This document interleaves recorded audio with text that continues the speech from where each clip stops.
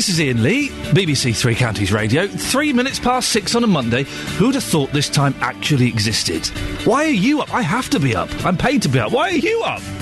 I wouldn't bother if I were you, but as you'll hear anyway, stick around. We've got lots coming up on the show this morning, including there's going to be an inquiry into the low turnout at last week's Police and Crime Commissioner elections. Why do you think so few people bothered to vote? It's day 9 of the fire on near the M1 in St Albans. We have finally heard from the company that owns the recycling plant. They were going to come on, and then they said they would. Find out why they think the fire could have started in the next half an hour. And also, Christmas tree lights are being switched on across the 3 counties. I went at the weekend and saw some Christmas tree lights being turned on. Other radio stations are already playing festive hits. Is it all a bit too soon? When do you think Christmas should start? Lots of ways you can get in touch. You can go to the Facebook page, facebook.com/BBC3CR. You can text 81333, starting your text 3CR. But the best way to do it, really, is if you give us a phone call. 08459 455 555. BBC Three Counties Radio. I went to North London. There was the Christmas tree lights being turned on. It was very weird. Being turned on by Alex Zane, who I believe is a haircut. He's a haircut, isn't he? That's it. And he's a very nice haircut. I met him many times. He's a lovely haircut, but he's a haircut. And there was a Father Christmas. There was snow. There were reindeer. There was a camel. There were, like, fairies on stilts.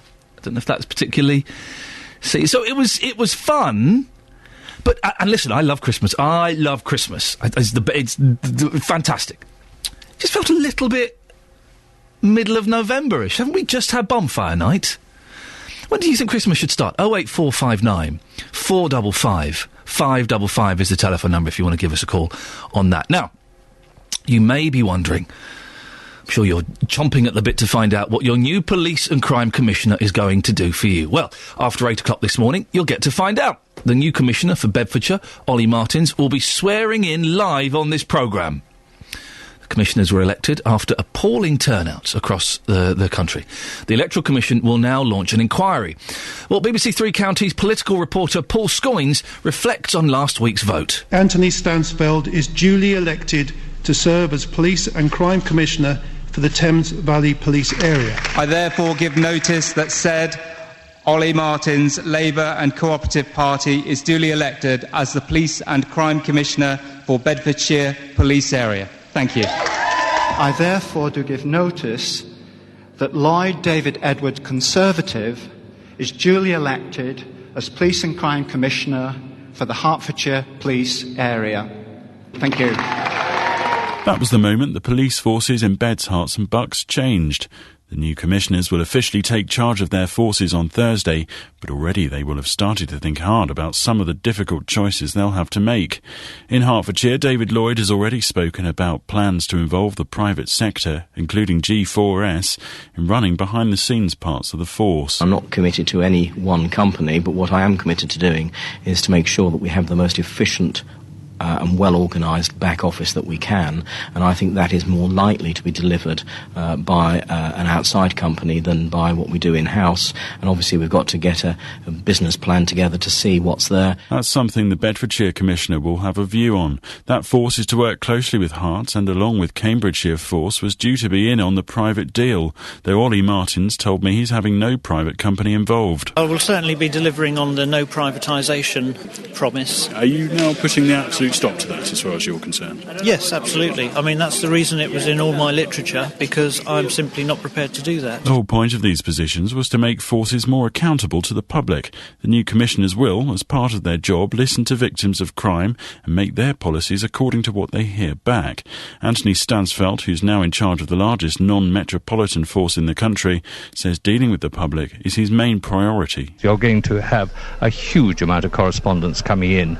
Thames Valley covers 20% 21 parliamentary constituencies, and knowing how much correspondence an MP gets, you can see what the problem is going to be. Like David Lloyd, he was on the previous police authority, but having politicians run the forces is one of the reasons cited for such a poor turnout. In Bedfordshire, only 1 in 5 people voted who could. This voter in Hertfordshire told us he thought that might come from the way we think of politics in this country. I think it's a reflection of the general apathy that the British people feel towards politicians in general, and towards the fact that although we've got a vote, it doesn't seem to make very much difference who gets voted for. They all seem to be doing the same things, using the same excuses. However, in Bedfordshire, Conservatives spoke openly about how turnout had been affected by the sitting MP for Mid Beds, Nadine Dorries, taking part in the ITV programme I'm a Celebrity, Get Me Out of Here. Andrew Selous, MP for neighbouring South East Beds. Well, that obviously hasn't helped us locally. This is partly a mid-term protest, I think. You know, governments often suffer in the polls in the middle of a parliamentary term. That's made it more difficult for us. But has Nadine Dorries damaged your candidate in Bedfordshire because of her appearance on that TV show? Well, it certainly hasn't helped. It remains to be seen how the public warm to these new commissioners. Perhaps when you've had problems with the police or a crime in your area, you haven't had anywhere to turn to. Perhaps a more public figure will enable you to connect more with the police. David Cameron, speaking in Arlesey on the campaign trail, said we'd get used to the roles. But let's be frank, when you have a new job and you're basically putting it forward for the first time, of course that is challenging. You know, the first time a mayor is elected, even in a big city like London, the turnout is quite low. It takes time for these things to build. But I think that the challenge I would make is this. You know, in 4 years' time, I think everyone in Bedfordshire will know the name of their police commissioner. In 4 years, over the last 4 years, have any more people known about their police authority? Of course not. As we said later on in the show, the Commissioner for Bedfordshire, Ollie Martins, will be swearing in live on this programme. I hope that means what I think it means. And this morning, I want to hear from you. Why do you think so few people bothered to vote? If you didn't go, I don't want to know about you if you went and voted. That's fine, you did that, that's good. If you didn't vote, give me a call, 08459 455 555, and tell me why. Oh, this is a cheeky little song. I love a bit of this. George Harrison, yes please. I'm tempted to throw a Christmas song in just to... The other radio stations are playing Christmas songs. Maybe it's a bit early. Last week when I was in one of the pound shops in Luton, there are many and they are all excellent. I was walking around buying birthday presents for Jonathan Vernon Smith. The internet sensation, Jonathan Vernon Smith. And they started playing Merry Christmas Everybody by Slade. And my heart just rose. It was wonderful. Suddenly I had that Christmas feeling. I'm a big fan of Christmas. I don't think it can come too early. Seeing Father Christmas at the weekend? I don't know. When do you think Christmas should start? Is now a good time? Should we be playing Christmas songs on this station? 08459 455 555. Sophie Tyler, BBC Three Counties Radio. Sophie, what do you mean when you say that they're running a nice service? Is it everyone like being really friendly and stuff? Sophie's gone. She did not want to face that question, and rightfully so. It was disrespectful. Congratulations, Sophie. I believe the term is you owned me. You may have heard mention last week that I was going to go to a nudist colony. I did. Spielplatz. We'll be playing it in a little bit. OK, I just want to warn you that if you've got young ears, you might wish to shield them. Or let them go and watch Fireman Sam or something, because this is strictly for adults only. I was wondering... I was there, and they were wonderful, wonderful people. All fantastic, fantastic people. I saw things that I'll never be able to erase from my memory, but they were wonderful people. I just don't get it. I don't get the nudism and the sitting around naked having a... There were people sitting there naked... having cups of tea and fried breakfasts and a pint of beer and stuff. If it's a long shot, I know. If we've got any nudists listening to the show right now, they were all listening to Jonathan Vernon Smith when I went in. There was a room full of nudists listening to JVS. Oh, he was disgusted when I told him. If we've got any nudists listening to the show right now, could you give me a call and just explain, just say why. Just tell me why. I'm not judging you. I honestly don't get it. And I tried to get it at the weekend. It was... Well, they did try and get me naked. You'll find out what happens in about 15, 20 minutes. But could you just give me a call? 08459 455 555. Nudists. Why? Jimmy Ruffin, what becomes the broken-hearted? 08459 455 555 is the phone number if you want to give us a call. Naturists. Why?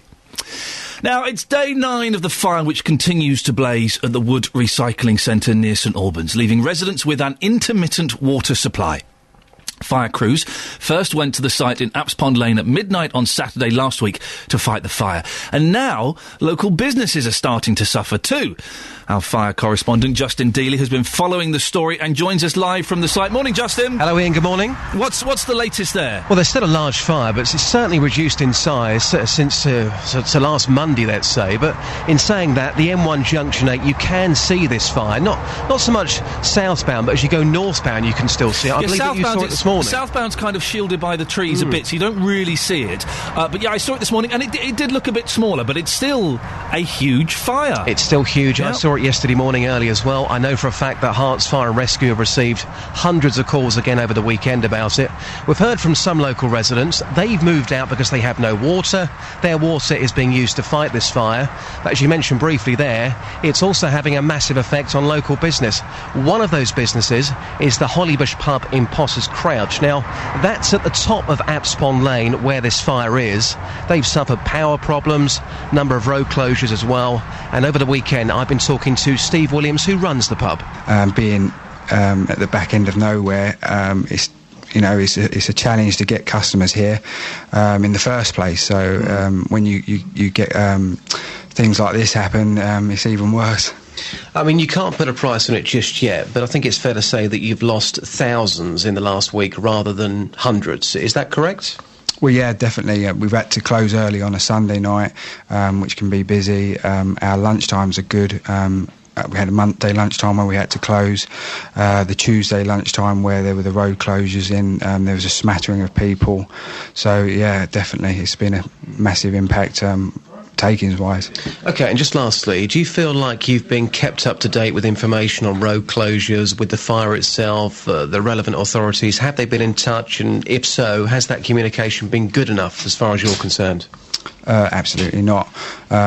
With the power, we had to call the power network suppliers to get an idea of when power was coming back on. I know it's difficult for them because they've got to do a lot behind the scenes to try and make the network come back on for us. But there was never any sort of real kind of idea of when power was going to come back on. We asked for a generator.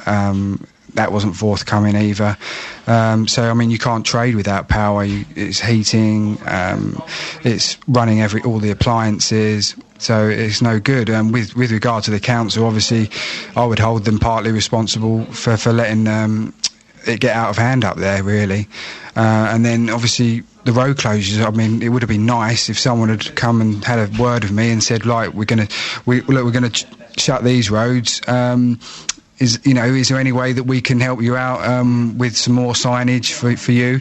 I actually had to get an able sign printed up and taken up to one of the roundabouts just to show people that we were still open and that you could get down a lane that was showing that was shut. I just didn't hear anything from Herts Highways, but that isn't the first time it happens here. All the time, you can see here the lanes are in a state. There's traffic management issues, but the council just, we're out of sight, out of mind all the time. It's not that we don't approach them and lobby them, it's just that they don't really do much. So the words there of Steve Williams, clearly not a happy man, losing thousands as opposed to hundreds in the last week. He runs the Hollybush pub in Potter's Crouch, which is only a few hundred yards away from the fire in Apps Pond Lane in St Albans. Now, Ian, at the start of the programme, you mentioned that we have received a statement from the company concerned. We have been trying to track them down for the last week or so. They nearly came on, Justin. We were yay close to having them on, then they pulled away at the last minute. It's very close. However, we have received a statement from Wood Recycling Services Limited, who run this site here in St Albans. Now, they say the Fire Service and Environment Agency have advised that the fire will be allowed to burn itself out in a controlled fashion. It's unknown how long that will take, and we have got an update on that later with the Fire Service. The fire is in a stockpile of graded recycled wood destined for processing and preparation as biomass fuel for the new breed of green power stations both in the UK and Ireland. We are working alongside the Fire Service and their investigation into the cause of the fire. As the fire started on the very top of the wood pile, there is a possibility that this could have been started by accident, perhaps even by a firework.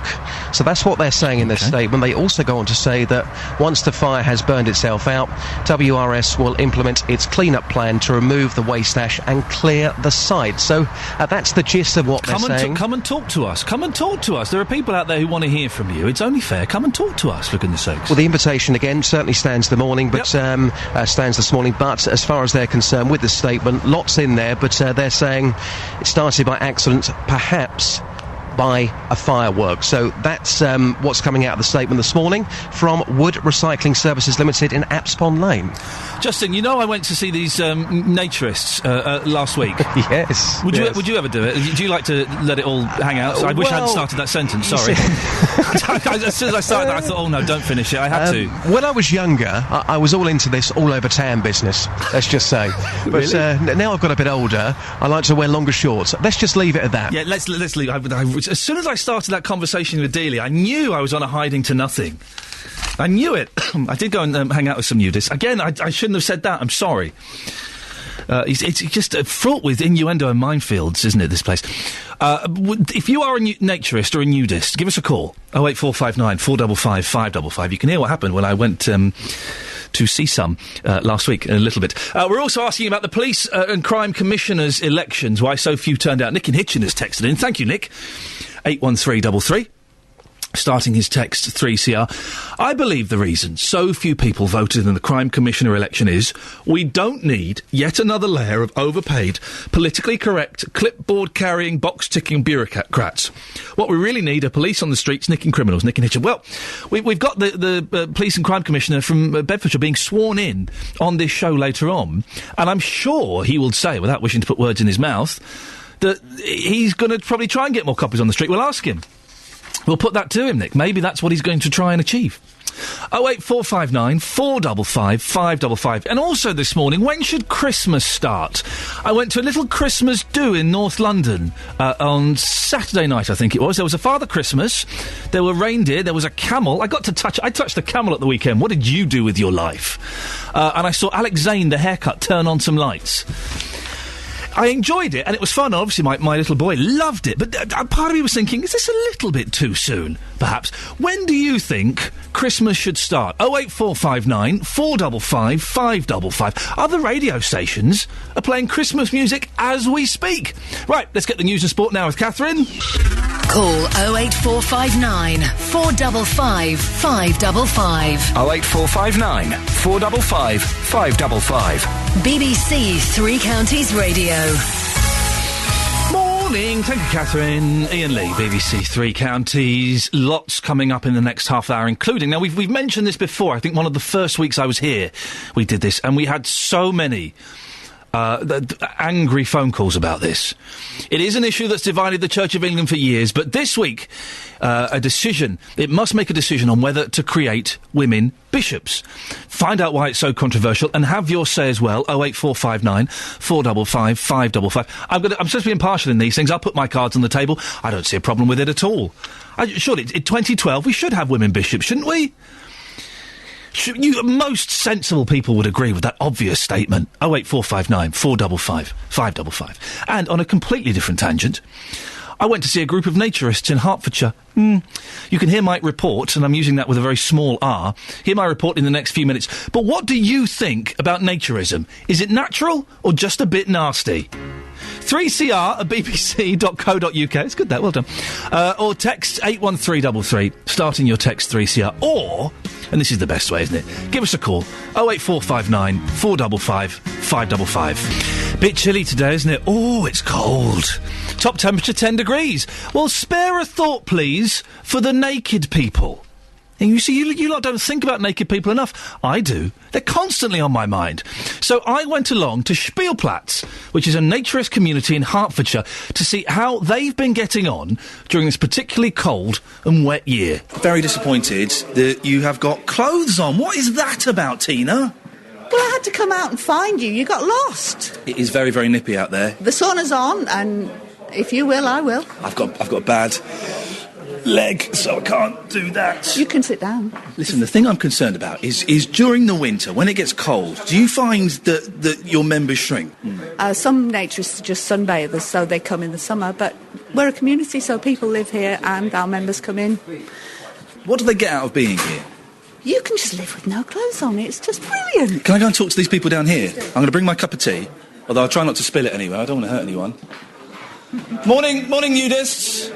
Morning. Right, Ken, you've been here since 1979. Yes. You look like a normal enough bloke. Why'd you get involved with this lot? Well, I find that it's much more relaxing to be without clothes than with them. When you're working, for example, I mean, I get just too hot in clothes. Yes. And, it's nice to be able to take them all off. It's no good walking around in a pair of hot trousers when you've got your top half of your body without clothing. It was difficult to start with, and it was just a question that you suddenly realise that people are not looking at you as a body; they're looking at you as a person. If there's some hot young thing here, do you check them out? Are you allowed to check them out? Are there rules? I suppose. Well, I mean, it depends how you talk to them, really. And yes. There's no room in this club for any kind of lecherous attitudes towards. No, not at all. Good. Okay, listen. You stripped off, Tina? Yes. You're stripping off? Yes, I'm stripping. I'm keeping my clothes on. I'm old-fashioned like that. But we're going to go in the sauna. Okay. Let's go. Okay. I'll take my shoes and socks off. Naked feet. Oh, steady. Steady. Okay, here we go. We're coming into the sauna. Oh, blimey. There we go. There's loads of naked people. Shut the door. Shut the door, yes, shut the door.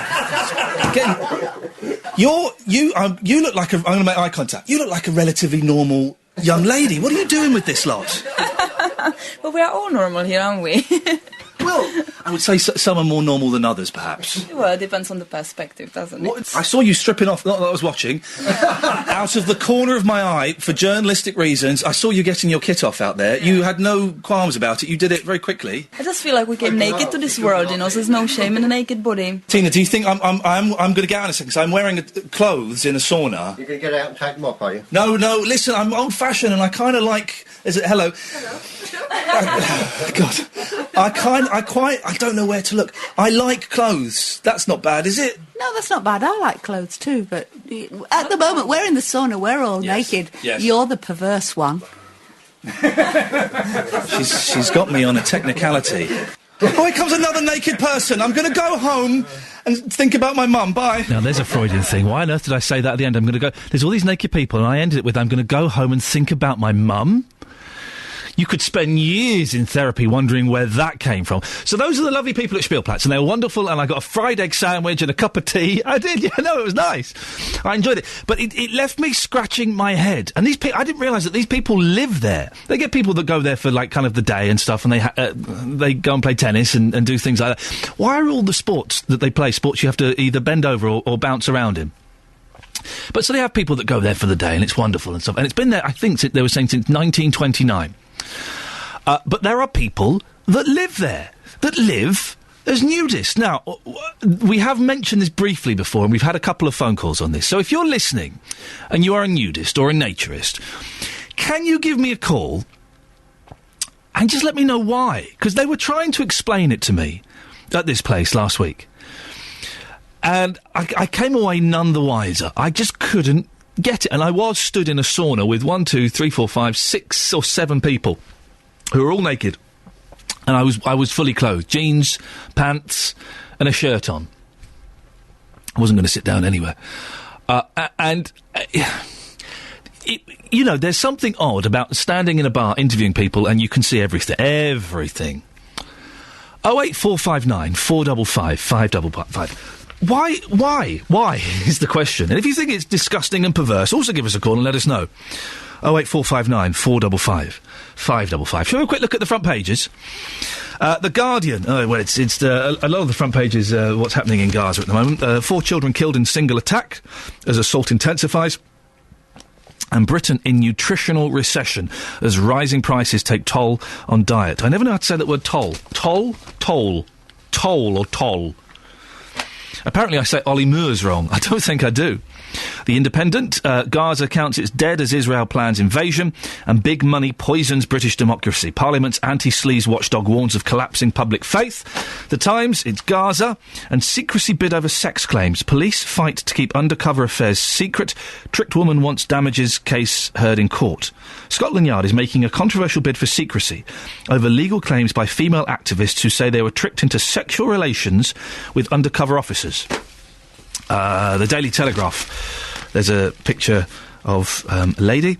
And end of the right to challenge planning rulings. More MPs bill taxpayer for rent as they let out their homes. The Daily Mail, internet porn and the rape suspects aged 10. And there's Lisa Riley. The Daily Express, millions due a bigger pension. Retirees shortchanged by up to £1 billion in payouts. And the front page of The Sun has the third most attractive girl at the bus stop. Talisa is going out with another man. I think a different one to the one we were talking about the other day. We're also asking this morning, when should Christmas start?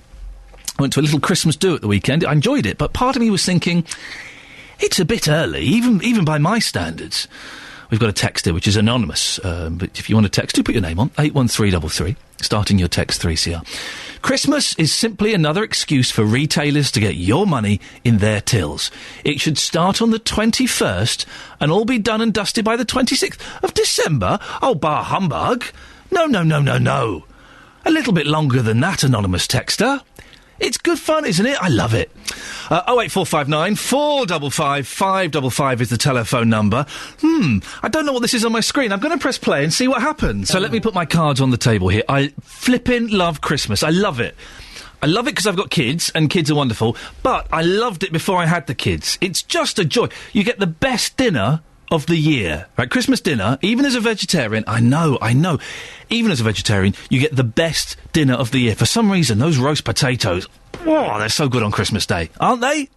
You get presents, which are always wicked, and anyone who says getting presents isn't great is just lying. You get to just eat chocolates for breakfast? Yeah, go on then, I will do. You can watch telly, you can go for a walk, there's no responsibility. It's wonderful. I love it. But when should Christmas start? Lights are being switched on across the three counties. Shops and other radio stations are already playing Christmas music. Well, our reporter Justin Dealey has been out and about. Justin, are you a fan of Christmas? Do you know what? I do like Christmas, but you're talking there about dinners. Sometimes it's the worst dinner of the year. Excuse me? Depending on who's cooking that dinner, let me just say that. OK, well, no, listen, you can't put out claims like that without backing up. I want names. Who in your family cooks the worst Christmas dinner? Well, sometimes my mum's Yorkshire puddings are not particularly that great. Your very, wife's? very flat. No, your mother-in-law's? No, my mum's. No, Justin! But no, apart from that, it's absolutely wonderful. It's just the Yorkshire puddings. They're like pancakes. But anyway, I digress. I'm in Leverstock Green this morning, Ian, yes. And you're asking the question, when does Christmas start? I've been talking to Sue. Take a listen to this. Well, Sue, the Christmas lights are up here in Leverstock Green. You've heard the Christmas records on commercial radio. Is that just wrong? What do you think? I love Christmas, don't get me wrong, but I do feel that it should be beginning of December. It is way too early, in my thought. But then the way that life is nowadays, perhaps people just want a bit of enjoyment out of life. So for you personally, when does Christmas start? Would it be December the 1st or slightly later? December the 1st, because you go shopping and you get everything ready. So, yeah, December. So you've had enough of driving home for Christmas already? Yes, definitely. And just lastly, you tipped us off because somebody in Adeyfield has got their decorations up outside the house. They're all flashing this morning. Yes, they are. All flashing great big blue and white teardrop Christmas lights all over their house. As we drove up, I couldn't believe it. So, yes, obviously they like an early Christmas. Yeah. Let's go and track them down. I've got some mistletoe in my pocket. You ready for a kiss? Okay. Have a good day. Take care. Bye. So the words there of Sue, I have to say. Whoa, sorry. What just happened there? Well, I'm off to go and do a serious story very, very soon. I've got to wipe the lipstick off my face right now. Listen, I don't know. Again, Justin, I have to remind you. Have you seen the front pages of the Daily Mail regarding the BBC over the last month? Oh, yeah, I forgot all about that. Fuel to the fire, my friend. I am very, very sorry, but as we were talking about Christmas, now, she mentioned there, Sue mentioned this person in Adeyfield who has got these flashing lights up. Apparently it's like something out of the Chevy Chase film a few years ago. Yes. He's got the lights up this morning. You heard Sue there saying, I can't believe it. We are going to try and track this person down before 9 o'clock on your programme. Excellent work, Justin. Thank you so much for that. He's good, isn't he? Isn't he good? He goes from fires to Christmas in one fell swoop. 08459 455 555. I've got nudists tweeting me, by the way. I think one may be coming on soon. I'm terrified. When do you think Christmas should start? 08459 455 555. I might play a Christmas record. I don't know. I like them.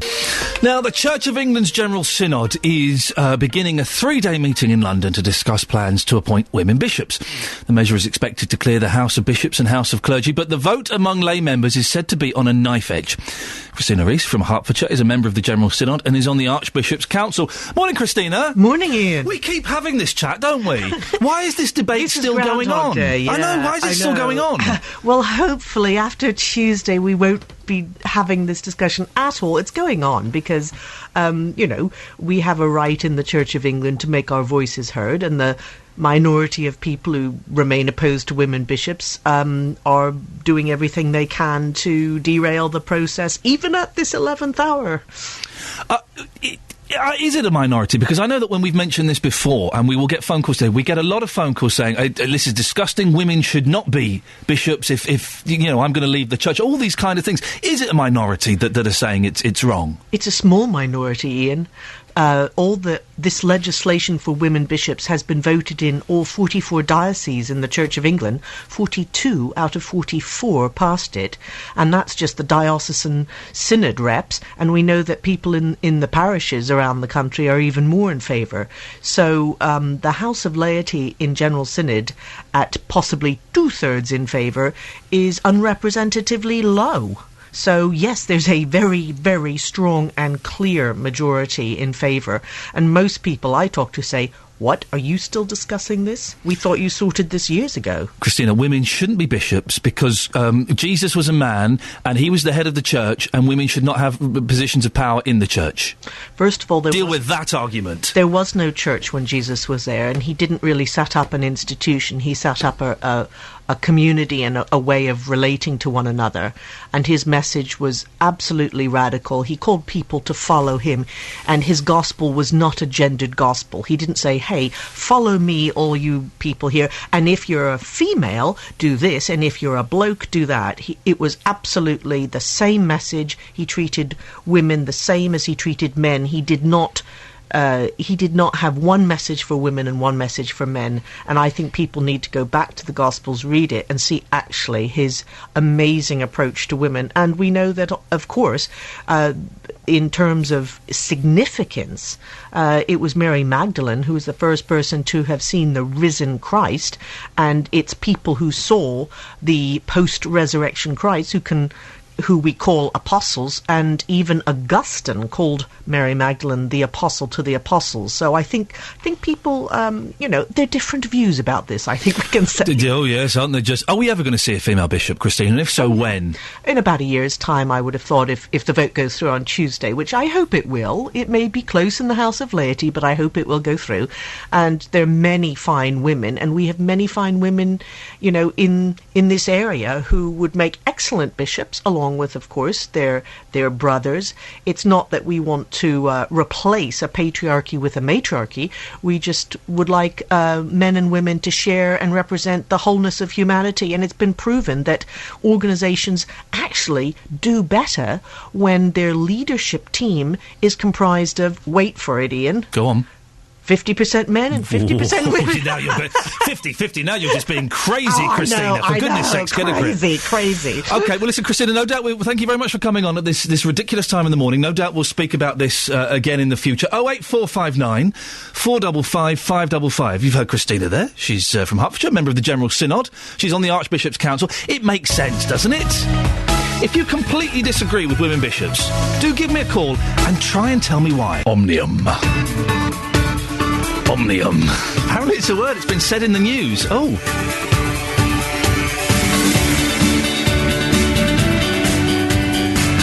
Morning, dear listener. This is Iain Lee, BBC Three Counties Radio. Lots and lots going on in the show this morning. And lots that we'd like to get your opinion on, please. It's always good to talk to you about these things. kind of impartial about a lot of it. Some of them I got quite strong views on, some of it I haven't. I'm always interested to find out what you think about these things. So have a listen. If any of these grab you, then give us a call and let me know. First up, why do you think so few people voted in the Police and Crime Commissioner elections? There's going to be an inquiry as to look into why there was such a low turnout. Childline wants volunteers in Hertfordshire to go into schools to help younger children understand abuse and how they can stay safe.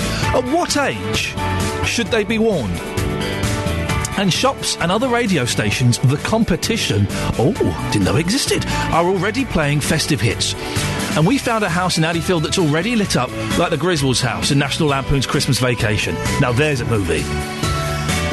I've noticed that they've got a Christmas movies channel is up already, showing Christmas movies. I know.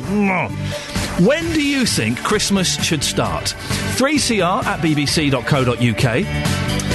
You can text 81333, starting your text 3CR, or give us a call, 08459 455 555. BBC Three Counties Radio. Here's a question for you. This will show how stupid I am. What's the difference between an enquiry and an inquiry? I don't know. I keep saying I'm alternating. I don't know if you've noticed. I'm alternating when I talk about the Police and Crime Commissioner's inquiry. I alternate between inquiry and enquiry. They're different things, aren't they? I'm assuming. I don't know. Could someone just call that very quickly? I haven't got time to Google it. Sorry, I'm busy doing a show. I know, a little bit busy. Could you just phone me up and tell me the difference? Inquiry, enquiry. 08459 455 555. Thank you very much. Now, you may be wondering what your new Police and Crime Commissioner is going to do for you. Well, after 8 o'clock this morning, you might get a little idea. The new Commissioner for Bedfordshire, Ollie Martins, will be swearing in live on the programme. I don't quite know how that works. I'm hoping I get to hold a sword. Is it like he kneels in front of me and I have to do the sword on the shoulders? I'm hoping it's something like that. Or I spray magic water on it, something. Well, the commissioners were elected after an appalling turnout all across the country. The Electoral Commission will now launch an inquiry. Tom Gash is from the Institute for Government, a charity working to increase government effectiveness. Morning, Tom. Good morning, Ian. The disappointing turnout has obviously been the main talking point. What does it mean for the legitimacy of this new role with turnouts of 10, 13, 15%? Well, I think we've got to look into the reasons why we've got such low turnout. I mean, the choice of an election in November obviously didn't help matters. People didn't much fancy that cold winter evening. But the other thing is this is a completely new post, and it's been an election at a time when there were no other national elections taking place. There was a by-election in Corby, a couple of other by-elections. But really, people were being asked to go and vote on something they didn't know much about in the middle of winter. And I understand that they're saying they couldn't hold it off until May because budgets have to be set before April. But November does seem a pretty poor choice, doesn't it? I mean, I think this was partly impatience on the part of the government to actually implement these new reforms. But the big question will also be whether this actually improves next time around. I mean, holding it in May will help a fair amount, but will the voters really be interested in this new position? What voters want when they go to the ballot box is a meaningful choice between different political options, really. And I don't think there are that many people who are going to stand for PCC and say they want high crime. You know, everyone's going to be there saying we want basically to tackle crime, antisocial behaviour, the issues that matter to local people. People aren't going to have that much difference between their candidates. On other elections, say a mayoral election, people will be able to choose between the different priorities of the candidates. So candidates will come forward and say, well, I want to spend more on education. Others will say, I want to spend more on crime. That doesn't happen in the same way with these single-issue elections. So I think there's a big question in this one over the longer term as well as the short term. We've had calls on this show and seen elsewhere that there have been concerns about politicising the police. And obviously they have to swear an oath and sign in and say that they won't be political. But a lot of them have allegiances with political parties. People were voting for Conservative or Labour or whatever. Should we be worried about this? Well, I've always found it quite odd in a sense that many people were standing on a I'm not a politician ticket, because obviously once you're being elected you are a politician and you do represent a set of values. But I think what the voters may have been concerned about, and the reason for the high number of people voting for independent candidates was that they were worried about were people being aligned to the main political parties, as you say, and they were wondering whether their local candidate might be more interested in towing the party line. And I think that meant for Labour candidates, they worried that Labour candidates might just try and embarrass the government nationally, and that Conservative governments might try and support the national government. Now, what will be interesting will be to see how PCCs work. Do they work as individuals, or do they work as blocks, as a bloc, trying to actually pressure national government? An interesting thing is that although they're elected locally, police and crime commissioners still get 75% of their money from the Home Office, from central government. So a lot of the success of police locally will actually depend on how much money they get. So do PCCs actually concentrate on holding the police chiefs to account in their local area, which is their main job? Or do they spend most of their time lobbying national government in various ways, either for more money or for party political reasons to embarrass or prop up the government? Tom, many people in Bedfordshire use their vote to make comments about Nadine Dorries, the MP for Mid Beds who's in the jungle. Is spoiling their papers really making a stand? I'm not sure, really. I mean, I haven't seen very clear figures, and I'm not sure if we have them yet on the number of spoiled ballots in different places. You probably have them there for your three areas. But it does seem that there were a number of spoiled ballots that were made in protest, either at party politics generally or at this new particular policy innovation. And I think they were higher than even other votes like the mayoral elections, where we have a similar voting system. This voting system, as you know, was a supplementary vote system, which voters still aren't entirely used to in the UK, and it's obviously different from our general elections, and that tends to lead to a higher number of spoiled ballots just by accident. And then on top of that, there was a very small amount of protest, but I don't think it mattered materially in these elections. Tom, very quickly, if Labour win the next general election, can they get rid of the PCCs? Are they likely to do that? It's going to be very hard indeed. I mean, it's always harder to sort of take away than it is to give. Once people are in power and they have a vested interest in protecting a certain position, it is very hard to change it. And I would be surprised if it was easy for Labour, or even if they decided to invest the time and effort in doing it. Thanks very much, Tom Gash, from the Institute for Government, a charity working to increase government effectiveness. And in an hour's time, dear listener, we'll have the new Commissioner for Bedfordshire, Ollie Martins, swearing in live on this programme. I think I get to use a sword. Across beds, hearts and bucks, this is Iain Lee on BBC Three Counties Radio. So I went to Spielplatz, a naturist community, last week on the pretence of finding out if their membership had dropped in the cold months. It turns out it doesn't. This sort will go out in any weather. Well, I asked you to call in if you were a naturist or a nudist, all of those things. Emma's in Little Chalfont. Good morning, Emma. Good morning. You're one of these deviants, are you? I'd hardly call us deviants. We consider ourselves to be perfectly normal and very sane and sensible. You do. Well, the thing is, you messaged me on Twitter, and I've seen your picture, and you do look normal. Why? You do. I know, it's surprising. Why do you indulge in this? I think indulge is a strange word to use as well. It's a lifestyle choice for some people. It's an occasional hobby for others. Yeah. For me, I've embraced it absolutely, so I'm a very active naturist. It's harder at this time of year, so sort of landed clubs are obviously more popular. But most naturists, you'll find, if they're part of the lifestyle, will enjoy the freedom of having no clothes on literally as much as they possibly can. And do you do it at home? How do you practice this? When it's warm enough, yes. Yeah. Although I'm tempered by the fact that I've got a couple of rugby lads living with me. Excuse me? So I've got a couple of tenants. I've got a couple of rugby tenants living with me. So I'm a bit more moderate in my naturism. When they're around, I don't practice my naturism. I'm sure they'd love it, Emma. Not that they'd mind. There was some antics on Saturday night. They think it's hilarious that I'm a naturist. So, well, bearing in mind we have young ears listening. To strip off. What's that? Well, I have to say, bearing in mind we have young ears listening. What antics were there on Saturday night? Oh, well, a couple of them came back and they'd had, one of my lads came back and he'd had something to drink, and his friend obviously thought it was hugely amusing, so I was woken up to the sight of two naked men, which is not a surprise for me. Sounds like a similar weekend to me, Emma. Now, so you do this, and whereabouts do you go and do this? Because I was surprised. Spielplatz, everyone there, by the way, and my tongue is slightly in my cheek, everyone there was wonderful and was lovely and was very accommodating. I was surprised that people actually live there. Yes, yeah. It's quite rare. There aren't many naturist communities where there are people in residence. I'm more so overseas. It's obviously colder in this country. But it's a lovely little place. I mean, I've been there a few times. It really is so friendly and welcoming. And the houses it reminds me of sort of Austria in the sort of 1930s. Yes, I know what you mean. Listen, pretty quaint. Final question, Emma, and this is not coming from me. This is what people have said to me when I said I was going to a naturist camp. Why are naturists, the majority of them, all a little bit overweight and a little bit ugly? You get very few, this is what people have said to me, this isn't necessarily my opinion, very few beautiful young naturists.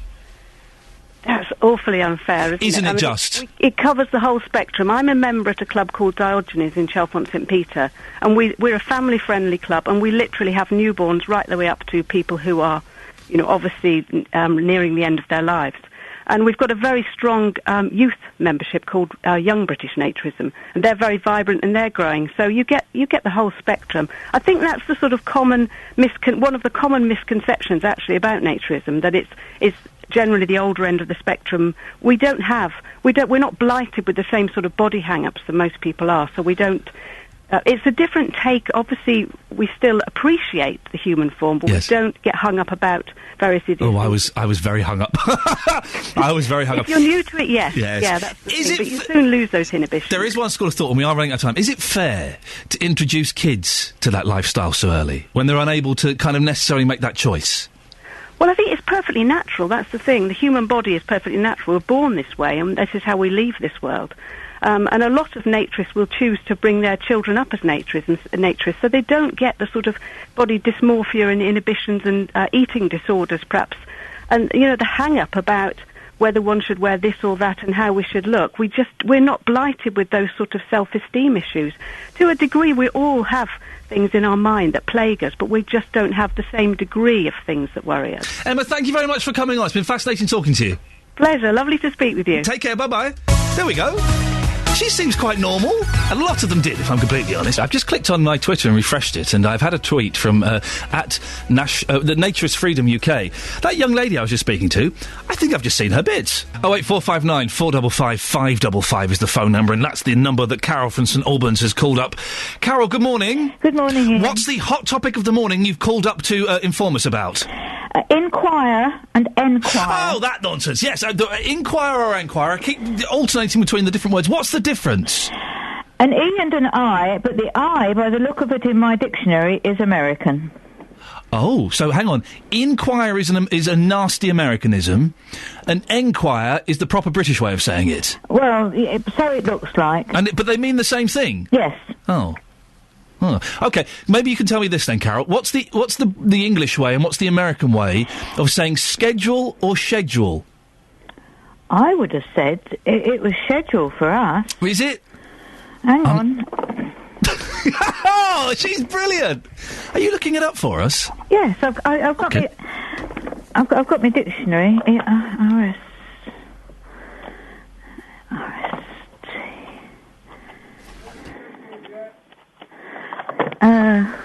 I'm nearly there. It's a big book. Yeah, the dictionary is, yes. It's got a lot of words in it, isn't it? Yes. SCH. You're listening to BBC Three Counties Radio, the first for news. Justin, are you okay to wait for a second? Yes, absolutely. Carol's just looking up the word schedule or schedule in the dictionary for me. Thank you, Justin. Here we are. Okay. Yes.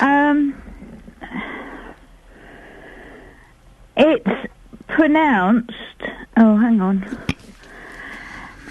S-H-E-D-D. So it's schedule. S-H-E-D-D-E-W-L. Schedule's the British way. Yeah. Whereas American... Yeah. is S-K-E-J-A-L, schedule. Thank you very much, Carol from St Albans. Dear listener, I think you may just have heard our new trailer. Thank you, Carol. You're a good sport. Excellent stuff. Right. Justin, coming to you in a second. I'll just do the intro and then we'll get to you. I'll set this up. Hang on a second. Right. If you're on the M1, you'll still be able to see the fire near Junction 9. I love this job. It's been burning for 9 days. It's at a wood recycling centre in St Albans. And because the fire service is using so much water, residents living near Apps Pond Lane have had their water supply affected.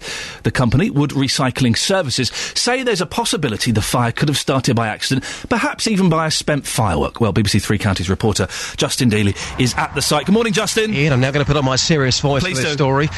There is still a very large fire here, but it certainly has reduced in size compared to this time last week. It is affecting the water supply to local residents and trade as well at a nearby pub. Steve Williams from the Hollybush in Potter's Crouch said that he's lost thousands over the last week. Well, yeah, definitely. We've had to close early on a Sunday night, which can be busy. Our lunchtimes are good. We had a Monday lunchtime where we had to close. The Tuesday lunchtime where there were the road closures in, there was a smattering of people. So, yeah, definitely, it's been a massive impact. Takings-wise. So there you go, that was Steve Williams, who runs the Hollybush pub there in Potter's Crouch. Joining me live in our radio car here in St Albans is Iain Markwell from Hearts Fire and Rescue. Iain, welcome to the programme. We have got a statement to come very soon, but you're still receiving hundreds of calls about this fire, aren't you? Certainly we are, yes. There's lots of calls coming in from members of the public, and we're grateful for those calls. It's fine that they are putting those calls into us, but while we've still got our presence here on site, our control centre are taking those calls and just passing the details to the crews here. So we're grateful for them, but yeah, thanks for those coming in. We heard from some locals along this road, the A4147 last week, who said that they'd had enough, they had to move out because their water is being used to fight this fire. You've got an update on that. What's the very latest?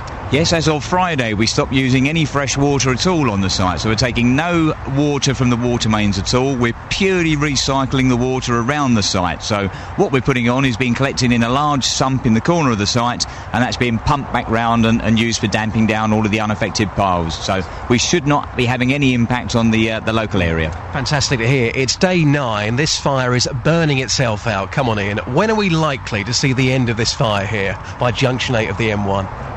We're certainly going to be here a few more days before we can look to hand the site back across to the operators. As you say, it is diminishing, the pile is getting smaller, and hopefully we can be off site within the next few days. Now, as you know, we have been trying to track the company down on this programme. You know that, don't you? Yes, indeed. Now, we have got a statement from them.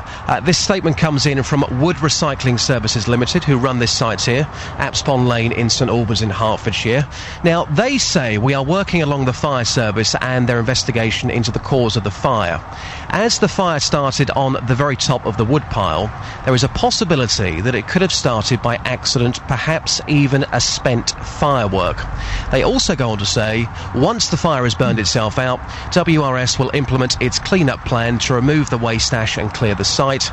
And lastly, they say, it has been very, very frustrating that a fire like this not only stops a good and growing business in its tracks, but it restricts the amount of biofuel available to green power stations through the winter months when they need it most. Iain, they're saying that this fire could have potentially started by a firework. You're the expert. What do you make of that? Well, certainly we are carrying out an investigation. It'd be too early at the moment to actually give any great decision as to what the cause of this fire was. I won't dismiss that as a potential cause that the firework was involved, but our investigators will go through what they can find here. Extremely difficult. A pile of wood burning like this would be extremely difficult to disprove that as a theory, but we'll be looking into all possible causes. Has fireworks or a firework been mentioned at all with your crew here? Well, certainly the discussions we've had with the site owners, that's something they've come up with previously. From our crews, we'll be taking statements from the first officers that were here on site just to see where the fire started and just what they were faced with when they first arrived. OK, and just lastly, the investigation, obviously lots to do. How long do these investigations normally take? Again, it depends on the type of fire. For this one here, we'll be taking statements from our officers. We'll be looking into the first calls that came in as to where the fire started, and then looking at what other evidence we can use from site. So looking at the CCTV that's here and talking to the site owners as to where the fire commenced. Day 9, we've become quite close friends, haven't we? It's good to see you again. And just lastly, Iain, we're talking about Christmas this morning, doing things lighter here. A lot of people playing Christmas music already, lots of Christmas lights up. Apparently one house in Adeyfield is flashing this morning. When does Christmas start for you? I'd like to think we won't be here at Christmas still having these conversations, but fire service will obviously try to put this out as quickly as possible, and then we can get on with some preparations for Christmas. You're not working on Christmas Day, are you? I think I might be on duty on Christmas Christmas Day this year, yes. Makes two of us working. Ian, appreciate your time. Thank you. Thank you very much indeed. That's Ian Markwell there from Hearts Fire and Rescue. And once again, that statement has come in. We have been looking for that statement for the last week or so. It's been received. It came in yesterday from Wood Recycling Services Limited. But you heard from Ian there. Certainly a few more days yet before they can officially put this fire out. Can I just extend an on-air invitation to Wood Recycling Services Limited? Come on the show and answer the questions. No one wants statements, you know. I mean, the statement's fine, but come on and answer some questions. I think you owe it to the local community. And Justin, can you do me a favour? Of course I can. Can you never interview someone called Ian again? Every time you said, Ian, you're an expert, tell us why this fire started. I was panicking, thinking, well, am I supposed to have done some homework or something? Why were you panicking when I said, Ian, you're the expert? That would never be the case. Come on. You cheeky little monkey. Thank you, Justin. 08459 455 555 is the phone number. PCC elections. We're having the Bedfordshire Police Crime Commissioner being sworn in on this show just after 8 o'clock, which I'm genuinely very excited about. I believe I get to use a sword. I don't know. I didn't really read the notes over the weekend. We'll find out later. We have been asking you, though, why do you think there was such a low turnout? 15% is the national average, which for elections, very poor. Peter's in Walmer Green. Morning, Peter. Good morning. Why do you think there was such a low turnout? Well, I believe that was democracy in action, actually, because people voted with their feet. I mean, we wasn't asked. We wasn't asked what we wanted at all. There was lack of information. It was politicised, certainly, because all I had was 4 candidates that were politicians. I went to vote because I've never failed to vote in my life, but I spoiled my paper deliberately. May I ask what you did on your paper to spoil it? 4 crosses on all the... Well, a cross on each candidate. It's funny, I was discussing this with some members of the team on Friday. Do you think that not going to vote at all is a valid protest? Well, if you voted... Say, for instance, you've got one candidate and it was Hitler. Would you vote? And sorry, where was he standing? Well, wherever. I mean, and what I'm making is a point. I had no candidate that I could vote for. Right. But, no, and I sort of get your point, although it's an odd... if we had one candidate... Well, it's not odd at all, because you're talking about a democracy. I don't think any of the candidates that were up we could possibly compare to Hitler in the slightest. No, I'm just making it as an example. Yes. I'm not saying there were, no. But Peter, what I'm asking is, yes, I can understand spoiling the paper is seen as a recognised form of protest. Yep. Hitler or not.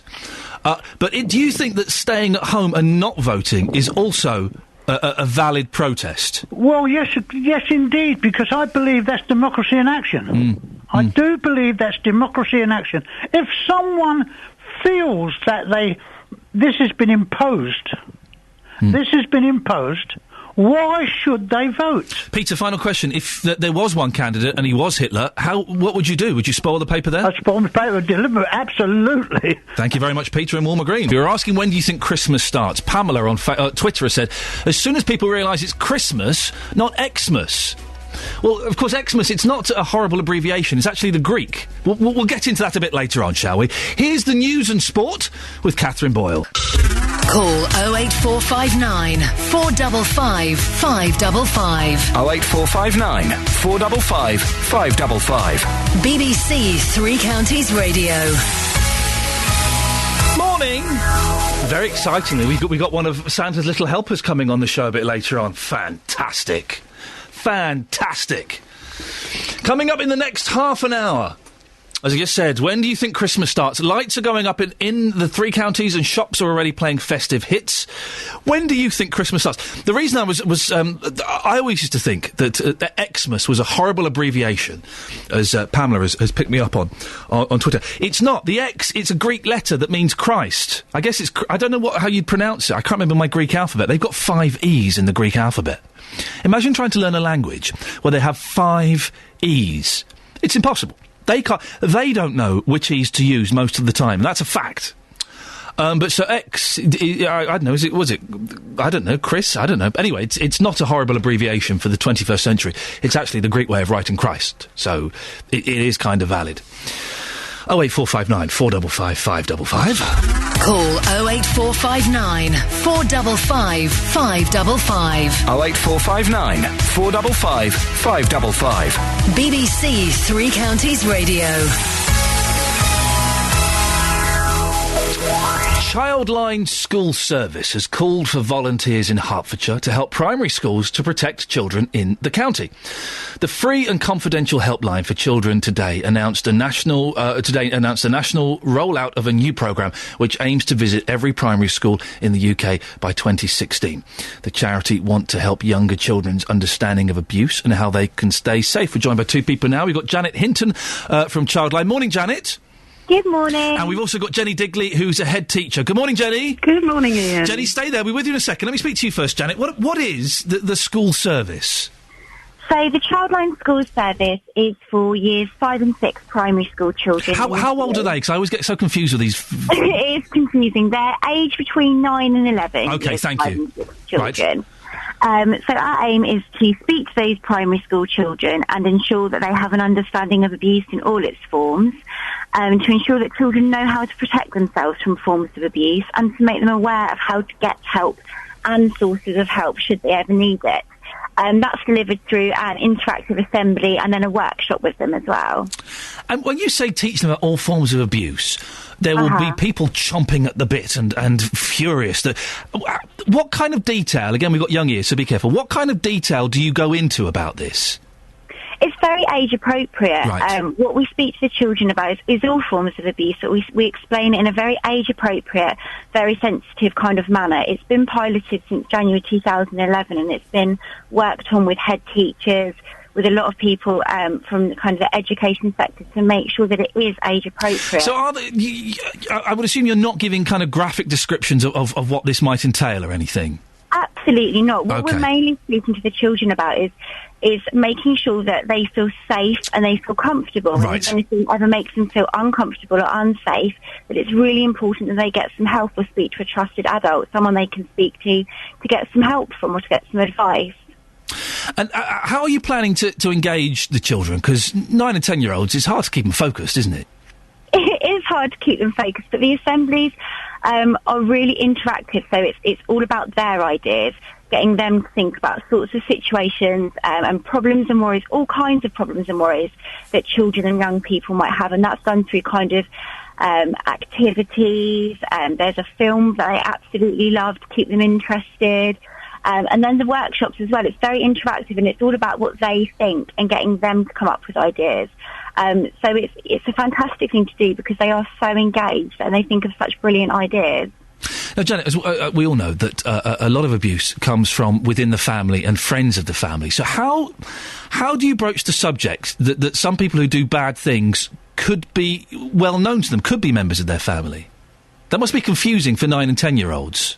Yeah, and I think what we do a lot of exercises to do with things that might be okay and things that might not be okay. So we get them to think about situations that make them feel happy and safe. And we say that if anybody does anything that makes you feel uncomfortable or worried, and that can be absolutely anything, that it's really important that they speak to a trusted adult and that there are lots of other sources of help that are external from family. Some family members might be brilliant people to speak to. In fact, I'm sure there are absolutely, millions of family members who are.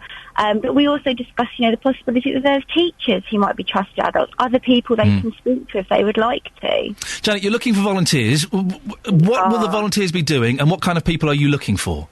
Well, first of all, what the volunteers will be doing is they will be delivering the assemblies and workshops with us and for us. So it's a 30-minute assembly, and then kind of a week later, to give them some time to think about it, we go back and do the workshops in their classroom. So we're looking for volunteers to deliver those assemblies and workshops. We have no type of person at all. We have a really, really diverse range of volunteers who come from all different kinds of backgrounds. Some have worked in education, plenty haven't. It's more about having that kind of commitment and that drive to want to speak and work with young people and to empower them and to educate them as well. And, to put be cynical, what kind of checks are you going to put in place? Because this could attract the wrong people as well, couldn't it? Our checks are really rigorous. We would do a full CRB disclosure check as we would with any person that is going to work with young people, and would be regulation for any person that's going to work in a school. In addition to those checks, There is an interview process which is very stringent. There's also a training process which is very stringent. So it's very, very carefully monitored and regulated. Our volunteers always work with somebody like myself that's an area coordinator, or they work with another volunteer as well. But I think the key is that they have full disclosure CRB checks, as anybody that works in a school would have. Janet Hinton from Childline, thank you very much. Well, a school in Hertfordshire are very proud of their work keeping their kids safe is Ardley St Lawrence C of E Primary School. They won an award at their latest inspection for the work they do around safety. The head teacher of the school is Jenny Dingley. Good morning. Do I call you Miss Dingley? What's the correct term? Well, the children call me Mrs Dingley. You can call me Jenny. Thank you, Jenny. Even at the age of approaching 40, I still get uncomfortable calling teachers by their first names. It's weird, isn't it? It's how ingrained that is. Well, Mrs Dingley, thank you. You've got very young children, under 9. How do you teach safety to them? Well, we have it as a priority. It's one of the basic parts of our school ethos, that every single child is heard. Yes, you're quite right. We have children that start with us when they are 4, and it is an implicit part of the delivery of our pastoral curriculum. You're right, we had outstanding status at our last church school inspection, and that inspection quite clearly recognised the strength of the relationships that we have within the school, not just with the children, but with their parents, between staff, governors, the whole school community, and everybody is clear about the school's values. So, Jenny, just talk me through how your child protection sort of education works. What do you do? Well, we talk to the children. We teach them to recognise their feelings. And around safety, we teach them what they might feel like if they are in an unsafe situation. And that can be an unsafe situation maybe in the playground, it may be at home, it may be in the street. But we teach them how to recognise what they're feeling. If they've got a wobbly tummy, for example, because young children find it very difficult to make the distinction between somebody being in a bad mood and just being temporarily unkind, what might be construed as bullying. In terms of abuse from adults, one of the problems I hear about this is that the kids are of course they are, from a very young age, to do whatever adults say, and I guess that it's the power thing, isn't it? Yeah.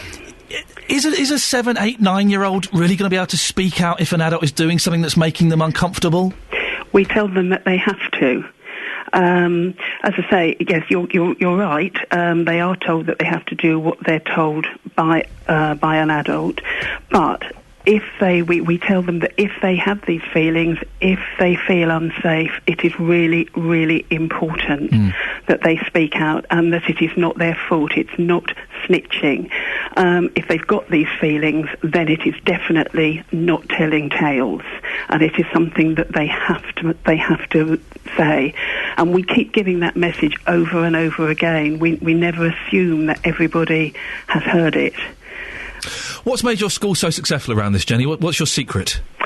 I think it's because we keep going, because we know our children and our families very, very well. We meet them on the school gate every day. We talk to them. We talk to each other. We're always watching. The children know that they will be heard.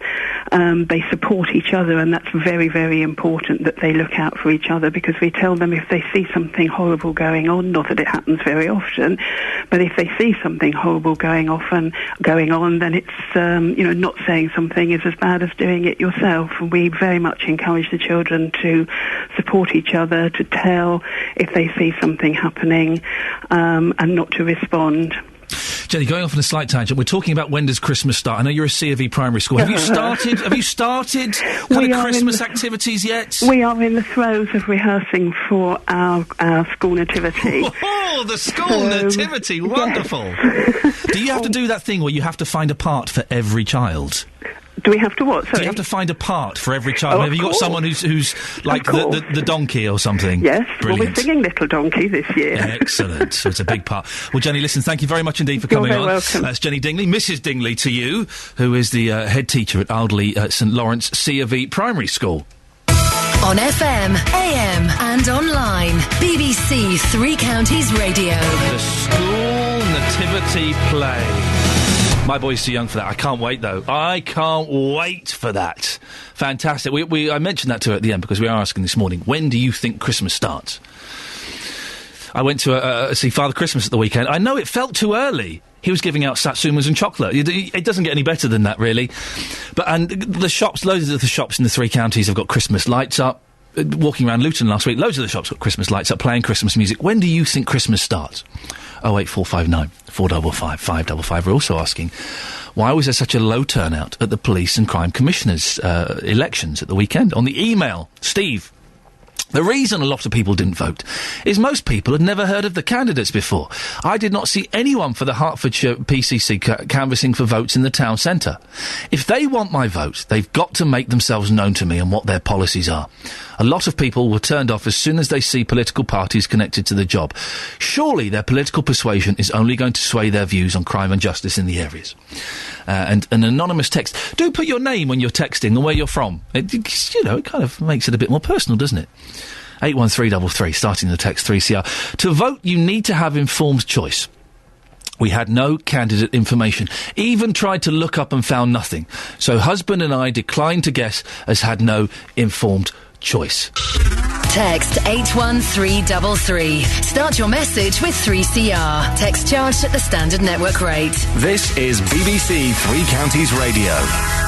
News out of the Middle East overnight remains grim. There have been more exchanges of rocket fire between Gaza and Israel, with 80 Palestinians and 3 Israelis killed in the past 6 days. The UN Secretary-General, Ban Ki-moon, is calling for an immediate ceasefire, but so far there has been no sign of a let-up in hostilities between the Hamas and Israel. Gil Hoffman is the political correspondent for the Jerusalem Post. Sunday has been terrible.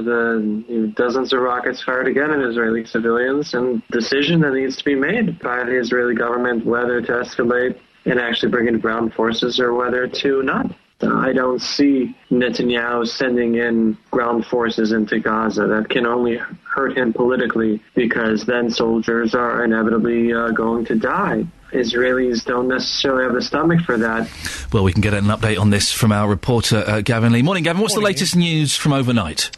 The Israeli military are saying another 80 strategic sites in Gaza have been struck overnight. 1 rocket fired back from Gaza into Israel, but even 20 minutes ago, I'm hearing about a naval artillery fire, so not rockets, but Israeli gunships on the coastal road of Gaza firing at a vehicle or possibly a number of vehicles. The details of casualties are still to come in. We believe there have been a number of injuries. They say, the officials, that it's been a military target.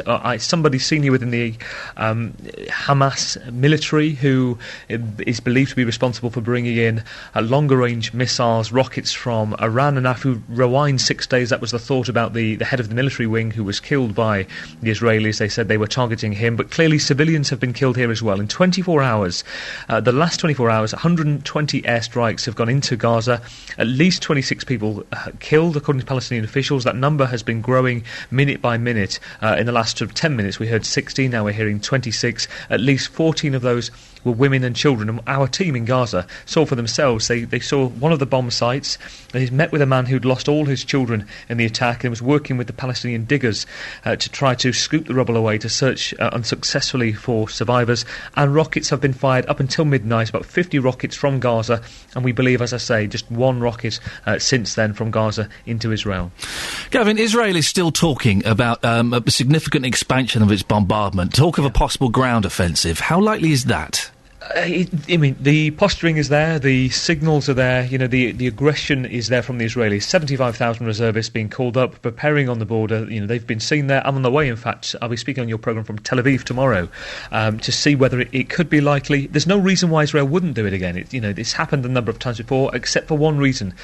Serious pressure right now from the most important ally to Israel, and that's the US. Yesterday, President Obama said he supports Israel. They have to protect its civilians, he said, but they should not invade Gaza. William Hague, the British Foreign Secretary, was stronger, actually. He said if they do invade on a ground invasion, it will lose its allies. So that may be a strong enough deterrent for them. Gavin, my wife is a reporter, and did you just say you're going to Tel Aviv? Today, yeah. Doesn't that worry you? I think any conflict worries me, and after speaking to you from Afghanistan last week, I think anywhere I'm following the Four Horsemen of the Apocalypse tends to worry me. But I think you have to sort of work out mitigate, the potential safety factors as possible. You can never eradicate them, but I get at the moment Tel Aviv and Jerusalem relatively benign as opposed to areas further south towards Gaza. The Iron Dome missile system is kicking in, but absolutely, it's not an easy life for being the wife or the other half of the reporters, as I'm sure you and my other half are well aware. Exactly, that's what I was wondering. Gavin, take care of yourself, and we'll speak to you tomorrow. Thank you very much indeed, Gavin Lee. Call 08459 455 555. 08459 455 555. BBC Three Counties Radio. So Christmas. At the weekend I saw Father Christmas. It was the real one as well. It was the real one, of course it was. There was snow, there were camels, there were reindeer, and of course the kids loved it. They loved it. I mean, the boy's a little bit scared of Father Christmas. He always gets very teary when he meets Father Christmas, and afterwards he's like, yeah, I enjoyed that. Well, hang on, why were you crying? But is it a little bit too early? Not all the shops, a lot of the shops in Luton and all around various towns in the Three Counties have got lights up playing Christmas music. Shops and other radio stations are playing Christmas hits. When should Christmas start? 08459 455 555. Give us a call. When do you think Christmas should start? When does it start for you? Well, Ron Horniblue is from Luton. He's been helping Father Christmas for the past 47 years. Good morning, Ron. Good morning to you. And first of all, sir, may I salute you for the good work you do with Father Christmas. Thank you very much. Can I just check, Ron? Yes. It's the real Father Christmas, isn't it? It's not one of his helpers. No, I'm one of his helpers. You work with the real Father Christmas. I work with the real Father Excellent. Christmas. Because I know that he's very busy and that sometimes he sends out other people to... But you work with the real one. We just need to clear that up. I certainly work with the real one, yes. What kind of things do you do for the real Father Christmas, Ron? Well, he tells me where I've got to go and the things I've got to do, and the main thing is to look after the children. Can I just ask, going off on a slight tangent, Ron, and be honest, because he's not listening now, what's he like as a boss? Tough? He's great. Is he? He's great. Really? He's always got a smile on his face. Yeah, see, I always thought he'd be quite tough as a boss. No, he's if you do anything wrong... Yeah. Then he is very, very tough. Of course he is. He's got deadlines to meet. Well, of course. And do you know how he does it? Go on. He's the man on Christmas Eve. Yes. And he makes time stand still. What? And that's how he does it. That's how he does it. I always wondered. I often wondered. Oh, yes. Well, Ron, on a serious note, when do you think Christmas should start? Well, I normally reckon this weekend. The weekend coming or the weekend just gone? No, the weekend that's just gone. Oh, okay. It's usually around about the 15th, 18th of November. Right. So that gives you like a clear 4 weeks. Going up to Christmas. There are some that might... Because I met Father Christmas, as you probably know. I met him on Saturday night, and he was delightful. He was giving out sweets and satsumas. I can tell you which one were more popular. I'm sure you can guess. But part of me thought, Father Christmas, this is a little bit too early. Maybe the first week of December is perhaps... When I see Christmas things in the shops in July... Yes. Definitely. That's pushing it, isn't it? That is really pushing it. Pushing it, yes. But no, the tradition is around about the 15th, 18th of November. Do you think, and by the way, Ron, whatever you say, we're probably not going to, but do you think we here at BBC Three Counties Radio should be playing Christmas music now? No, it's a bit early. Yeah, it's a bit... It is a bit early. You just said it starts at the weekend, and now you're saying it's a bit too early, Ron. No. Start...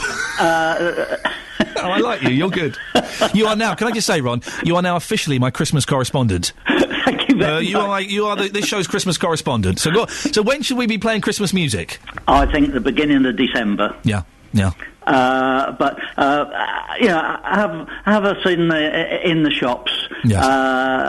The first and opening the lights as well. It's lovely to go down the street and see all the lights. And you've got to have old Santa switching on the lights, haven't you? You've got to have Santa or Robbie Williams, one of those two. Robbie Williams did the Oxford street lights, of course, famous around the world. You people are sad at Three Counties, aren't you? What a sad lot you are. Well, Robbie Williams is the 21st century equivalent of Father Christmas.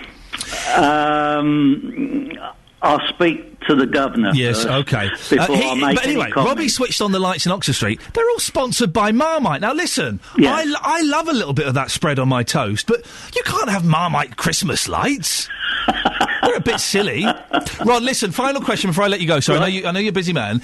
The best Christmas song and the worst Christmas song of all time, please. Oh, you've put me on. I have. I'll tell you what the answer, and it's their rivals. The best one, Paul McCartney, Simply Having a Wonderful Christmas Time. The worst one, John Lennon, So This Is Christmas.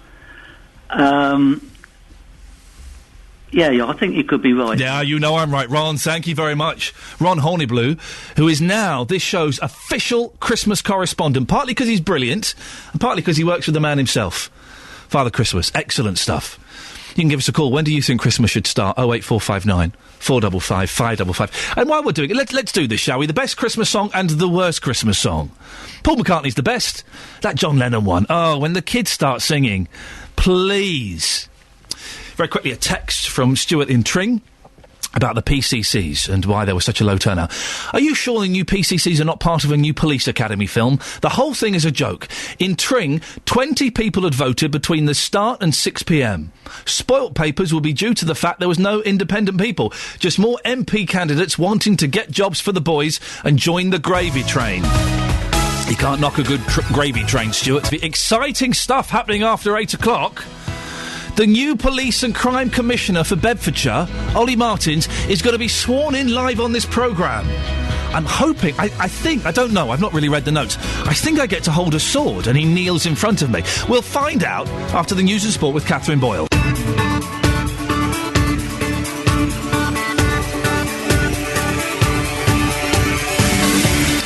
Listener, this is Iain Lee, BBC Three Counties Radio. It's 8 o'clock on Monday, the 19th of November. How did we get here so quickly? We're asking this morning, when do you think Christmas starts? I saw Father Christmas at the weekend. He was delightful. It felt maybe a little bit too early. 08459 455 555. Lots coming up in this hour, including the new Police and Crime Commissioner for Bedfordshire, Ollie Martins, will be sworn in live on this programme. He was elected by 18% of voters. Why do you think that so few people bothered to vote? Childline wants volunteers in Hertfordshire to go into schools to help younger children understand abuse and how they can stay safe. At what age should they be warned? And we're going all over the place this morning. TV presenter Richard Arnold became the latest contestant to leave Strictly Come Dancing. Was he the right person to go? I don't know. I didn't watch it. I don't watch that nonsense. But we will get the verdict from our 8-year-old Strictly correspondent, Layla. If you want to get in touch, you can go to the Facebook page, facebook.com/BBC3CR. You can text 81333, starting your text 3CR. Oh, and this is the best way to do it, let's be honest. You can give us a phone call, 08459 455 555. BBC Three Counties Radio.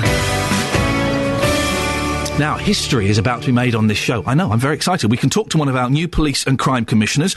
Ollie Martins was elected for Bedfordshire in last week's election, and a bit later, just a few minutes, he's going to be sworn in live on air.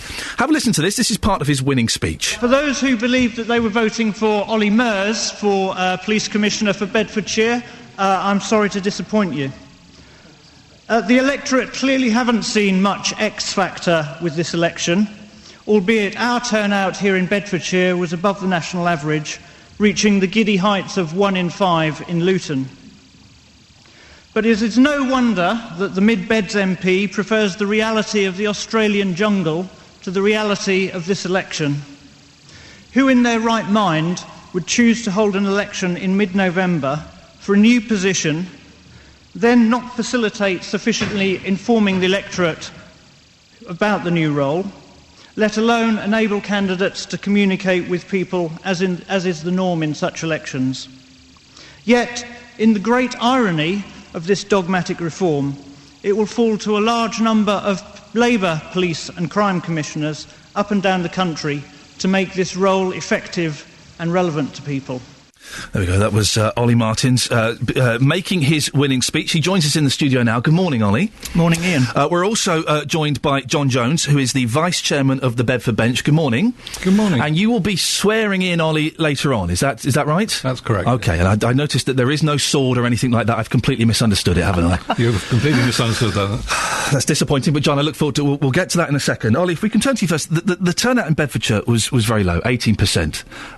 How much of a mandate do you think you have when so few people voted for you? Well, I think I have as much of a mandate as I would in any other election. I mean, the turnout is disappointing, and as I mentioned in my speech, it's due to this comedy of errors of the way in which the election's been organised. But we are where we are, and I think now it falls to me to demonstrate the relevance of the role and to ensure that next time it comes up for election, people feel that it's important to take part, and that's the challenge that I now face. What are your priorities going to be? I think that the role kind of starts Thursday, Friday. What are the first things you're going to be looking at? Well, I've got to set a budget, I've got to draw up the strategic plan, which has got to encapsulate the priorities of the people of Bedfordshire in relation to crime, and I've also got to get to work in building strong and effective partnerships, because this is one of the great advantages, I think, of the Commissioner's role, is that capacity to build partnerships across police, with other constabularies, within local government and across the public sector generally in the criminal justice system. Now, the role, as we know, is not meant to be political. And I was curious as to why in your speech you were bad-mouthing the Conservatives rather than talking about your policies and what you were going to achieve. Why did you go for that angle? Well, because I think that was the significance of the election. You know, I've spent months talking to people around the county about what they think about crime and so on, and the biggest thing that is happening with the police at the moment is the 20% cuts that the government are inflicting. So, you know, it was important that I reflected that in the speech. But yes, you're right, the election is now over. I've won the election, and now I want to get down and get to work, and that includes working with people across all parties, and I'm determined to do that, for the benefit of all the people of Bedfordshire. Beds, Herts and Cambridgeshire forces were going to join up to outsource some police services, and you've said, are you going to stop that happening? Is that your plan? I'm not going to go down the route of G4S. However, I value what collaboration with Hertfordshire and Cambridgeshire has achieved for Bedfordshire Police, and I want to continue to work at building that relationship, and I think there are further benefits that can be gained from that relationship. So you're not going to pull out of that entirely. Are you going to stop the plans for privatisation of what are being labelled the backroom staff? We're not. I mean, what I'm against is sweeping privatisation, and that includes the G4S. So we're not going down that route, but you know, there's got to be a process of negotiation with my colleague David Lloyd in Hertfordshire and Sir Graham Bright in Cambridgeshire. And, you know, collaboration, it's a fact of life, and it's going to continue, and I want to work at making it a success. Are you saying categorically that the police in Bedfordshire, none of those jobs will be privatised? I'm saying there will not be sweeping privatisation. So there will be some privatisation? There may be use of the private sector, yes, but it won't be in a sort of David and Goliath relationship which the G4S proposal was setting up. I thought I read online that you'd said there will be no privatisation. You were going to put stop to that. No, I've been very careful to say that it's sweeping privatisation, but I can't totally rule out collaboration with the private sector. But it will be in a way that has clear benefits for Bedfordshire, that protects staff's terms and conditions and doesn't entail cuts to terms and conditions. Which jobs in the Bedfordshire Police will be privatised? Well, I can't say that now. I mean, I've only just taken over the role. Have you got no idea? No, I haven't. Okay. It's, but I'm very clear. The problem with the G4S was the reliability of that organisation after the Olympic security shambles, and the fact that it was setting up a David and Goliath style relationship that I don't think was in the long-term interests either of the people who work for the police or for Bedfordshire taxpayers. OK. In the run-up to the election, we spoke to local people about how crime is affecting them, and obviously it's a huge worry for a lot of people.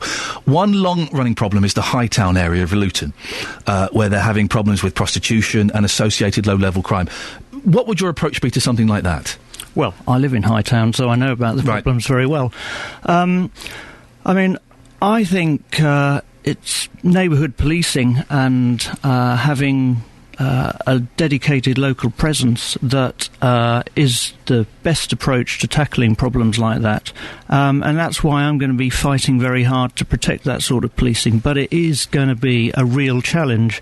You know, we are, because of the 20% police cuts that I've mentioned, we are suffering a pretty horrendous fall in police strength in this county. So, you know, that's going to be a real challenge. But I think that's the right approach, and I think that's the approach that people value.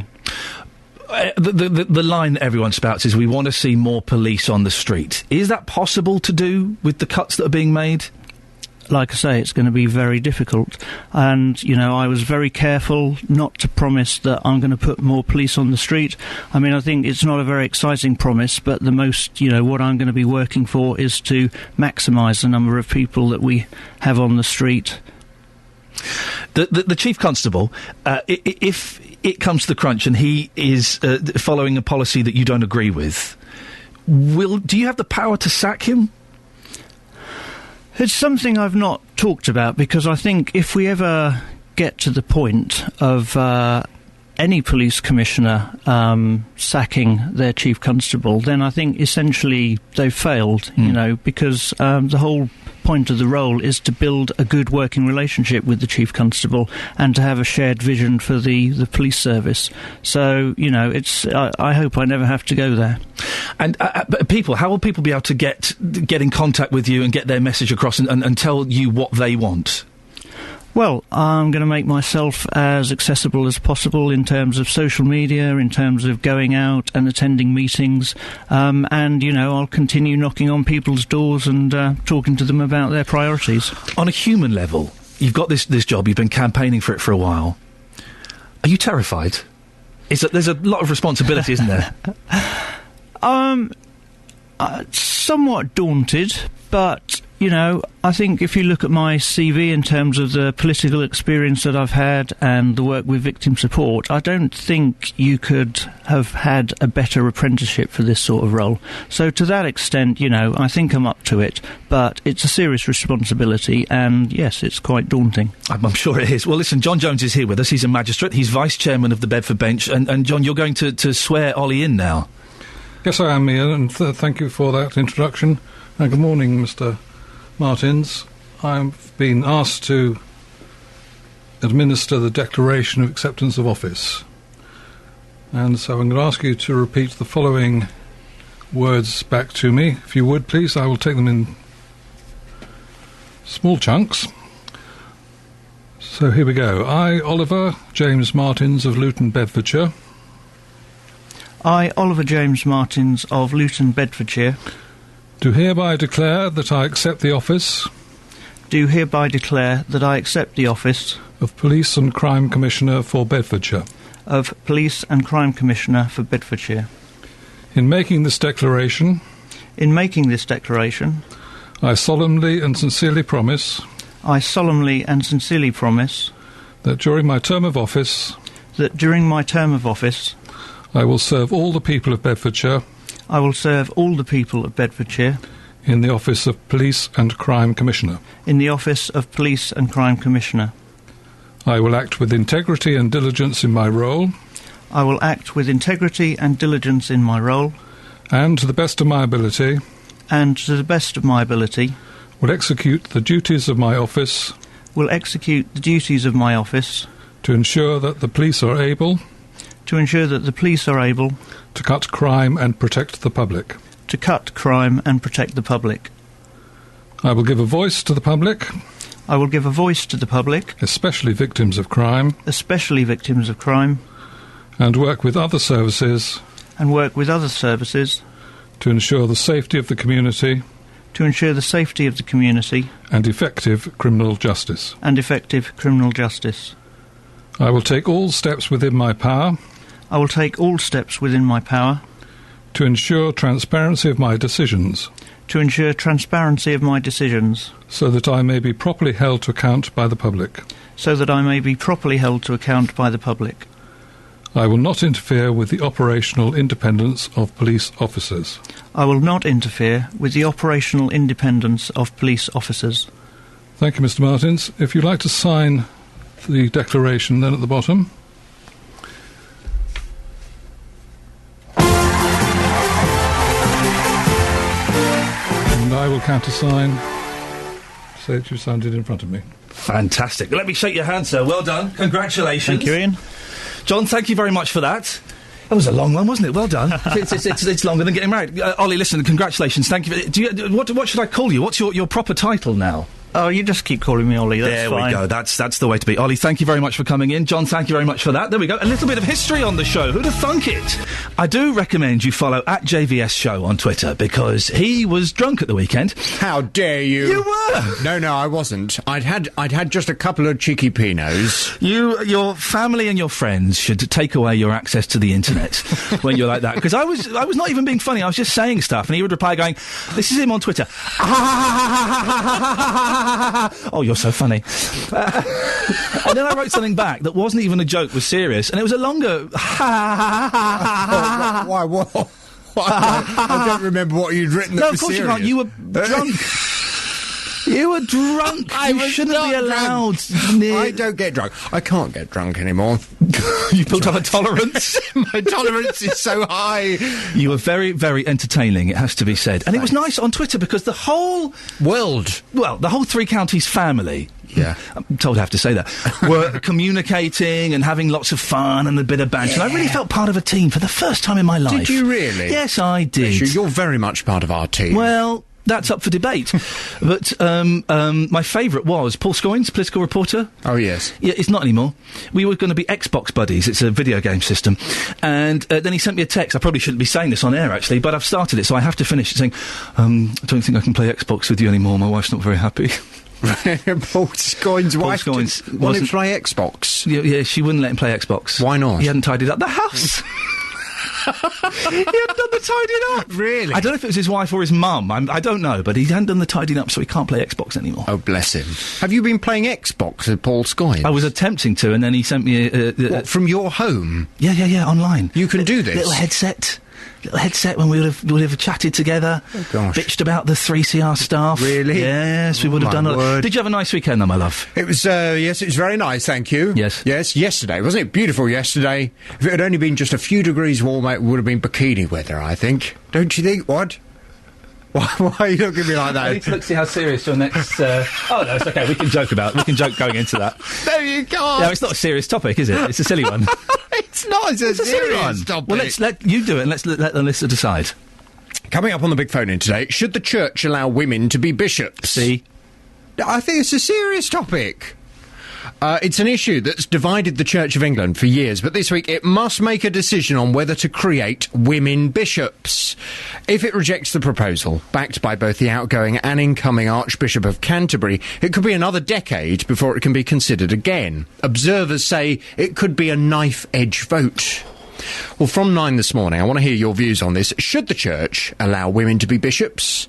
Particularly any women listening who don't think it's a good idea. I really want to speak to you. I want to find out why there is still such hostility against it. 08459 455 555. Should the Church allow women to be bishops? No. Or yes. It's up to you.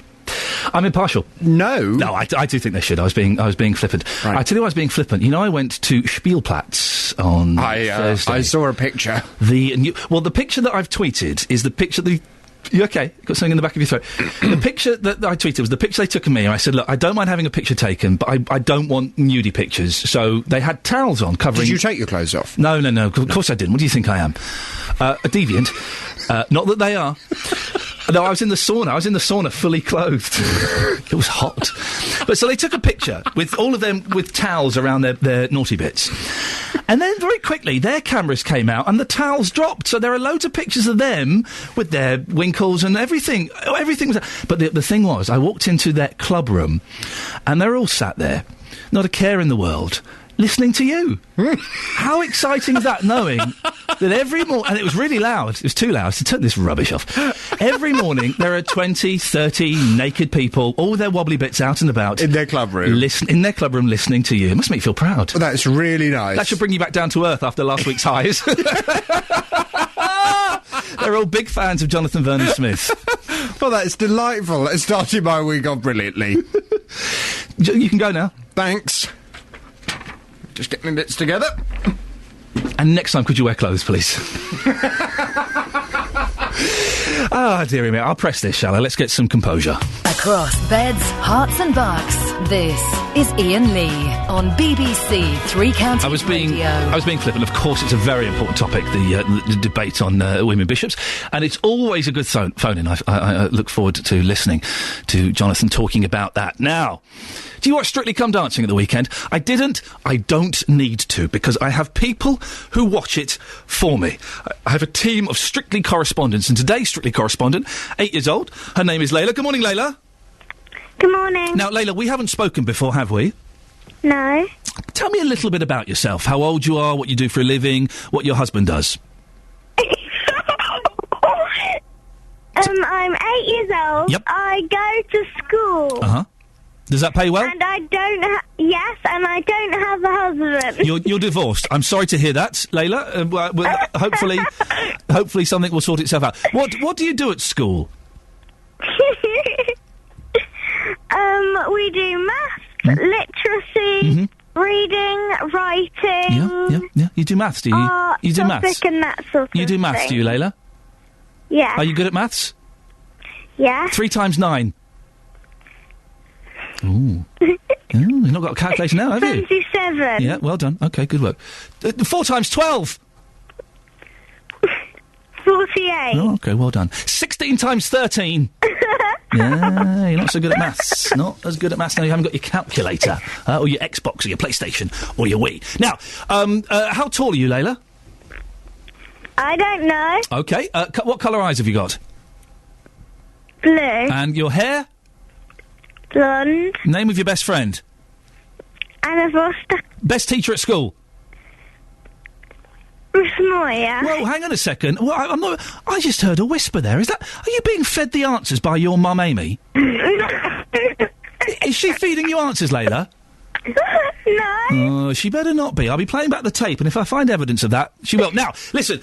On to the serious matters at hand. Strictly Come Dancing. Do you like it? Why are you giggling so much? Stop giggling. This is serious, Layla. For goodness sakes, this is a very important job you've got here. Calm down. Now, do you like Strictly Come Dancing? Yeah. Why? Because I like dancing. Can you dance yourself? Yes. Go on then. You can't see me. Oh, yeah. Yes, I can. Of course I can see you.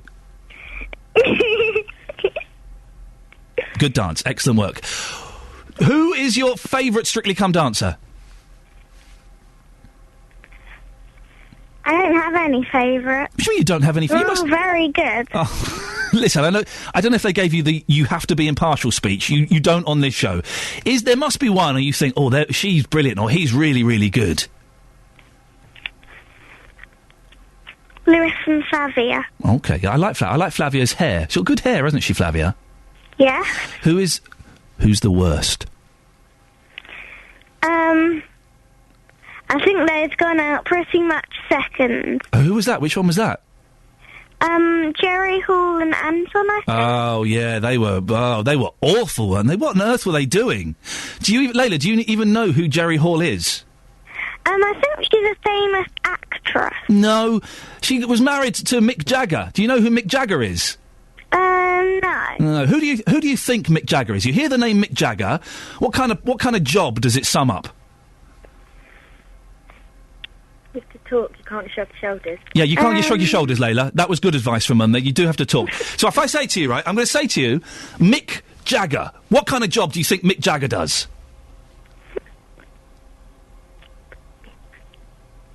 Bin man? In many ways, Layla, he does collect rubbish. Yes, he does. Excellent. That's the best. Oh, that's wonderful. You've got the job. Well done. Who went out this weekend? As I didn't see it, who went out? Richard and Aaron. Okay, good. And was it right that they went? It was a big show at Wembley this week, wasn't it? It was quite big. Yeah. And they didn't seem to put as much effort into their dance as they could have done. Are you saying that Richard Arnold was lazy? Well, not really, but he didn't have enough time training on a dance that he wasn't that much into. Okay, I'm just trying to get a quote that Catherine can use in the news at 8:30. Would you say, Layla, as my correspondent, that Richard Arnold was rubbish? I'm going to take that. I'm taking that as a yes. Catherine, you can use that. Layla, listen, you've done a fantastic job. Very quickly, who do you think's going to win? Probably Denise and Jay. There we go, Layla, fantastic. She's one of our new Strictly Come Dancing correspondents. If you've got a kid who's 10 or under, boy or girl, and you think they'd be up for it, could you just send us an email, 3cr@bbc.co.uk. Just put Iain Lee, Strictly, in the title. Tell us a little bit about them, and we may be in touch. Across beds, hearts and bucks, this is Iain Lee on BBC Three Counties Radio. Morning! It's the last half an hour of the show. Who'd have thunk it? Jonathan Vernon-Smith is on at 9 o'clock. Always worth a listen. Coming up, I've been to see a group of naturists in Hertfordshire. You can hear my, in inverted commas, report in the next few minutes. But what do you think about naturism? Is it natural or just a bit nasty? I'm being followed on Twitter now by a load of nudists. Oh, dear, please.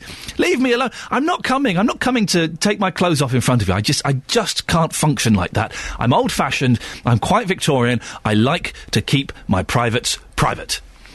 Thank you very much indeed. 08459 455 555 is the phone number to talk about nudists or Christmas. When do you think it should start? Lights are being switched on all across the three counties. Shops and other radio stations are already playing Christmas music. Our reporter Justin Dealey has been to find out what you think. Morning, Justin. Yes, hello, Ian. I'm in Adeyfield in Hemel Hempstead this morning. We have tracked down the family with the Christmas lights outside their home.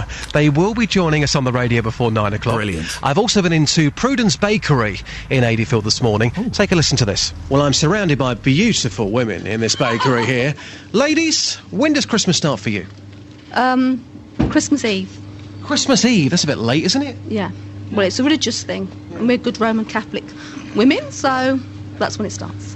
So when you go into a shop and you hear Christmas music, does that wind you up? Because if you're saying Christmas Eve, surely now it's a bit too early to be playing Christmas songs. Yes, we think so. Absolutely. I think beginning of December, that's the time to start, not before. It does annoy me. OK, and Madam, what about yourself? When does Christmas start for you? Are you enjoying the Christmas songs on the radio and in the shops at the moment? Yes, I am, yes. Christmas starts for me as soon as possible. Really? Yes, I love Christmas. So how far do you go back? What, September maybe? Do you start celebrating then? No, but I just like hearing Christmas records. I mean, obviously, I start to celebrate it from 1st of December onwards. And then carry it on as long as possible. That Christmas day around your house is fun, isn't it? It is. Sounds absolutely marvellous. And one final question here for the lady around the back who's got a knife in her hand. Oh, my goodness me, she looks scary. What's your name? Joan. Joan, when does Christmas start for you? You're the last person we're talking to. When does it start? Beginning of December. Yeah. When we get over the remembrance, I like that to happen, along with bonfire night and then remembrance weekend, and then in December start Christmas. Think of carols, listen to the music then, but before that, no. OK, one final question. Just around the corner there's a house which has got their Christmas decorations up already. Is that just outrageous? Way too soon? It's too early for me, unless someone's doing it as a charity thing. That's different. Obviously some people do that and then they collect money for a certain charity. It's fine. But if it's just for show, that's far too early. You can put that knife down now. I will do. Good day, thank you. So there you go, some characters Justin, there. Are you on heat this morning? Yeah. In the first hour you're trying to kiss someone, then you're going in there and... hello, ladies. Hello, ladies. For goodness sakes. What's the problem? Just doing my job, you know. So you've heard some views there. We're outside this home. The lights are up and they're celebrating Christmas already. This family will be joining us live across beds, hearts and bucks before 9. The Christmas lights up already outside the house. Is that just too early? I'm listening to your little soundtrack you've got in the background there. It's nice, isn't it? I love the production values you've started to employ. Well, Justin, can I ask you, what the best and the worst Christmas single?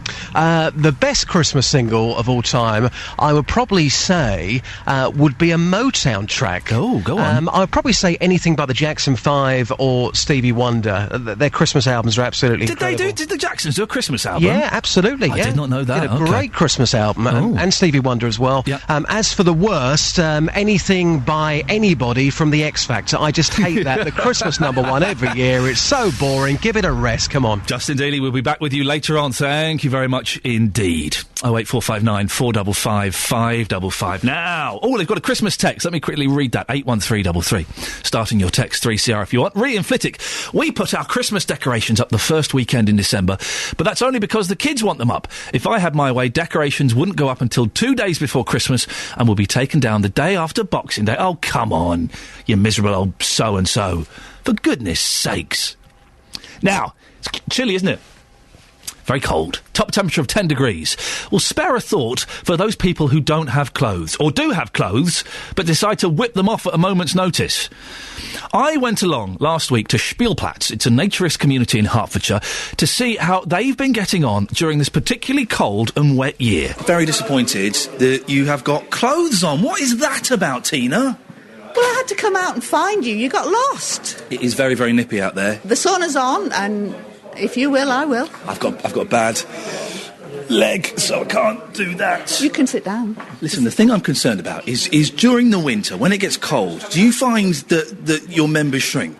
Some naturists are just sunbathers, so they come in the summer, but we're a community, so people live here and our members come in. What do they get out of being here? You can just live with no clothes on. It's just brilliant. Can I go and talk to these people down here? I'm going to bring my cup of tea, although I'll try not to spill it anyway. I don't want to hurt anyone. Morning, nudists. Morning. Right, Ken, you've been here since 1979. Yes. You look like a normal enough bloke. Why'd you get involved with this lot? Well, I find that it's much more relaxing to be without clothes than with them. When you're working, for example, I mean, I get just too hot in clothes. Yes. And, it's nice to be able to take them all off. It's no good walking around in a pair of hot trousers when you've got your top half of your body without clothing. It was difficult to start with, and it was just a question that you suddenly realise that people are not looking at you as a body; they're looking at you as a person. If there's some hot young thing here, do you check them out? Are you allowed to check them out? Are there rules? I suppose. Well, I mean, it depends how you talk to them, really. And yes. There's no room in this club for any kind of lecherous attitudes towards. No, not at all. Good. Okay, listen. You stripped off, Tina? Yes. You're stripping off? Yes, I'm stripping. I'm keeping my clothes on. I'm old-fashioned like that. But we're going to go in the sauna. Okay. Let's go. Okay. I'll take my shoes and socks off. Naked feet. Oh, steady. Steady. Okay, here we go. We're coming into the sauna. Oh, blimey. There we go. There's loads of naked people. Shut the door. Shut the door, yes, shut the door. You look like I'm going to make eye contact. You look like a relatively normal young lady. What are you doing with this lot? Well, we are all normal here, aren't we? Well, I would say some are more normal than others, perhaps. Well, it depends on the perspective, doesn't it? I saw you stripping off, not that I was watching, out of the corner of my eye, for journalistic reasons. I saw you getting your kit off out there. You had no qualms about it. You did it very quickly. I just feel like we came naked to this world, so there's no shame in a naked body. Tina, do you think I'm going to get out in a second? So I'm wearing clothes in a sauna. You're going to get out and take them off, are you? No, listen, I'm old-fashioned and I kind of like... Hello. God. I don't know where to look. I like clothes. That's not bad, is it? No, that's not bad. I like clothes too, but at the moment we're in the sauna, we're all naked. Yes. You're the perverse one. She's got me on a technicality. Oh, here comes another naked person. I'm going to go home and think about my mum. Bye. Now, when I go and see my therapist later on, I can ask... That's a Freudian ending to it, isn't it? Genuinely, that was the only thing I did panic, and that was the only thing I could think of. I'm going to think of my mum. Oh my God, that's wrong on so many levels. You can see the picture of me at Spielplatz, and they were wonderful people. They were all they took it in the spirit in which it was intended on the Facebook page. If you go to facebook.com/BBC3CR, scroll down a bit, or we've got a little album, an Iain Lee album of various photos throughout the show. You can see it in there. It's also on Twitter. If you go search for @BBC3CR, and you can find it all on there. It's an odd thing, isn't it? And everyone was so relaxed and so normal. And when I went in, they weren't all naked. They kind of stripped off as the interview progressed. But there was one guy that was just sat there, legs akimbo, just staring at me. It was odd, and I am very Victorian and very old-fashioned in my attitude towards these things, and I just felt a little bit uncomfortable about the whole thing. But that's just me. Maybe you love it. If you love that kind of stuff, if you're thinking, well, do you know what, now I've heard this, I think I might go and have a little look at this Spielplatz. They were telling me it's been there since like 1929, and in World War II, loads of American pilots flew over it, saw it, and landed in a field nearby and went in to relax. 08459 455 555 is the telephone number if you want to give us a call. Now, JVS, he's on after 9 o'clock this morning, the big phone-in. Should women be allowed to be bishops? But lots of other stuff as well. I do like his show. That will be a cracking phone-in. I was being slightly flippant when he came in earlier on. It will be a cracking phone-in because it's one of those things that people get very passionate and very angry about. So they will be calling up. It will start quite a good. It will start quite a good argument, I would think. Also, for me, I love the JVS show. The best hour for me is the consumer hour, the last hour, 11 till 12, where people phone in with their consumer problems and he sorts them out. And the thing is, him and his team do actually sort them out. And Jonathan will make a large percentage of those phone calls after the show. And I have been in the office a couple of times. Normally I go home way before then. As soon as this show is finished, boom, I'm out. I'm in the car, I'm gone. But he will make those phone calls, and he's very firm on the phone. You wouldn't want to get to be a company and get a phone call from JVS. You might laugh it off. You might even be a bit aggressive and a bit nasty and call him a disgusting pervert, as one company has done. Oh, that gets him angry. You wouldn't like him when he's angry. Jonathan Vernon Smith on from 9 o'clock. If you want to get in touch with them now, you can start emailing jvsshow@bbc.co.uk. If you want to give me a call, last 15 minutes of the show, 08459 455 555 is the telephone number. You can text as well, 81333, starting your text 3CR. Beds, Hearts and Bucks weather. BBC Three Counties Radio. They still would like to. Or maybe not. Maybe we don't have Kate there. Let's just see. No, we don't. Oh, how exciting. She's got lost somewhere along the tubes, I believe. The team are working at a feverish pace to bring her to us. Let's find out. Where's it going to be? Oh, it's exciting. It's almost as exciting as when that man got sworn in live on air. It's the weather with Kate Kinsella. Hello, good morning. Thank you very much, Kate. Always exciting when things like that happen. The whole BBC could have collapsed due to my stupidity and my eagerness to get to the weather. But luckily, I don't think anyone noticed. If you're on the M1, you should still be able to see the fire. Sort of near Junction 8, as you drive up, going northbound, you can see it from quite some distance away. Been burning for 9 days. It's at a wood recycling centre in St Albans. And because the fire service is using so much water, residents living near Apspond Lane have had their water supply affected. The company, Wood Recycling Services, say there's a possibility the fire could have started by accident, perhaps even by a spent firework. Well, due to the amount of water needed, residents have been left with reduced water pressure and at times no water at all. Last week we spoke to Catherine Reardon. She has a 2-year-old child and lives around 500 yards from the fire. She was considering moving into a nearby hotel. Yeah, I think that's going to be the next option for us. We need to start looking into that because, there is no sign of it stopping. They're saying at least another week at the moment before it can go out. So if that means another week without water, then absolutely.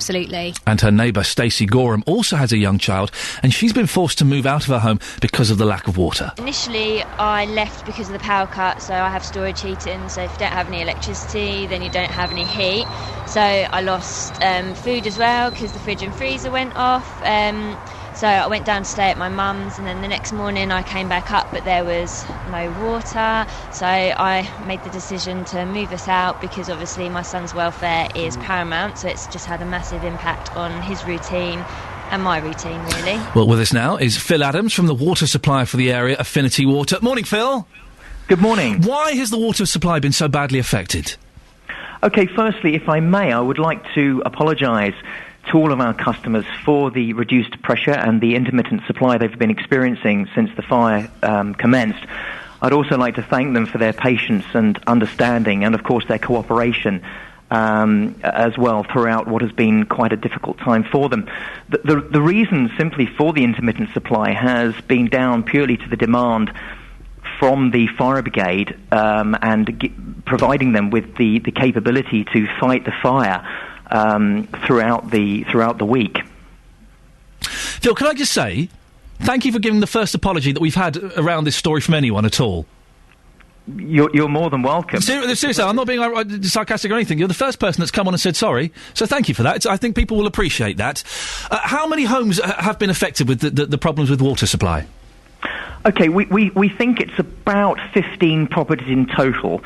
We've had quite a proactive presence out there on site. We've had community teams working out there all of last week, helping customers. And also our contact team here at head office have been phoning customers 2 or 3 times a day to keep them up to speed as to what is happening with respect to the water supply and the fire. And also we've made absolutely certain that to make life a little bit easier for the residents, we have delivered pallets of water. We've distributed bottled water to those families as well. And just listening to your show just whilst on hold there, I'm very appreciative of the 2 families that I know have had young children. I know how it's been especially difficult for them, and I do hope that their daily routines are now beginning to return to normal. Now, some of the residents you've heard, they've had to move out of home, they've had to spend money on living somewhere else. Can they claim compensation for any of that? No, we're not looking to compensate any customers. We operate within the guidelines of the Guaranteed Standards Scheme as regulated by Ofwat. And of course, this is a firefighting related matter, and we have a statutory obligation to provide water for fighting fires in this instance. Phil, we've heard from the fire brigade today that they've now stopped using, they're recycling water, so they're stopping using water from the source. Does that mean that the water supplies are back to normal for the residents? Yes, it does. I can confirm that they haven't used any of our fire hydrant water since Friday. And I can also confirm that we've done some checks in the area and that the pressure in the Hemel Hempstead Road and the Potter's Crouch area has now returned to normal, and we don't anticipate any further fluctuations in pressure going forward. We have been working very closely with the district commander on site, and we've been working in collaboration with them to make sure that the impact on the residents and the surrounding area is kept to an absolute minimum. But obviously I hope that yourself and the customers appreciate that the firefighting has obviously taken the highest priority. Of course. And listen, final question, Phil, before we let you go. It was 15 houses. Was there any possibility the water could have been diverted from elsewhere? That's a very good question. I would like to assure everybody that we looked at all of the possible options with respect to bringing water in from elsewhere. But there were 3 things that we really needed to consider in doing that, and that was, of course, making sure that we preserve or provide sufficient water for effectively fighting the fire. Mm-hmm. We also have to ensure that water quality is maintained. After all, we are providing a food-grade product to our customers. And then thirdly, we want to make sure that we don't cause any further detriment in the supply to our customers themselves. And having weighed up all of those 3 things, we really we weren't able to effectively bring import water from other areas. Phil, listen, thank you very much. Phil Adams from the water supplier for that area is affected, Affinity Water. And yes, listen, of course, it was the PR thing to come and apologise, but he did it. It's the first sorry we've heard from anyone. The council haven't apologised. The company that owns the land haven't apologised. The water company have. Interesting. Small things. Yes, of course, he's been on a PR training course, and good for him. Well done. But small things do make a little bit of a difference, don't they? The BBC in beds, hearts and bucks. This is BBC Three Counties Radio. When do you think Christmas should start? I love Christmas. I saw Father Christmas at the weekend. Part of me thinks that was maybe a weekend too early. Last week of November, I'm going to New York next week for a weekend, I know, to see the Monkees. Once, hey, maybe twice. Oh, I've got to check today to see if the trains are back up and running, and if they are, I'm going twice, baby. But you know it's going to be full-on Christmas over there. The last weekend of November, first weekend of December, you know it's going to be full-on Christmas over there. When do you think Christmas should start? Lots of shops in the Three Counties got their lights up. Other radio stations are playing Christmas music. Well, we've sent out the Three Counties resident Scrooge, Justin Dealey, to look for houses which are already lit up. Justin, what have you found? Very, very harsh. Well, you're a grumpy man. Very, very harsh indeed. Well, we're on a mission this morning, and it was Sue who started this mission in the first hour of the programme. Christmas for her starts on the 1st of December, but she also said that she'd seen a house with Christmas lights up already. They are all flashing great big blue and white teardrop Christmas lights all over their house. As we drove up, I couldn't believe it. So yes, obviously they like an early Christmas. Yeah. Let's go and track them down. I've got some mistletoe in my pocket. You ready for a kiss? Okay.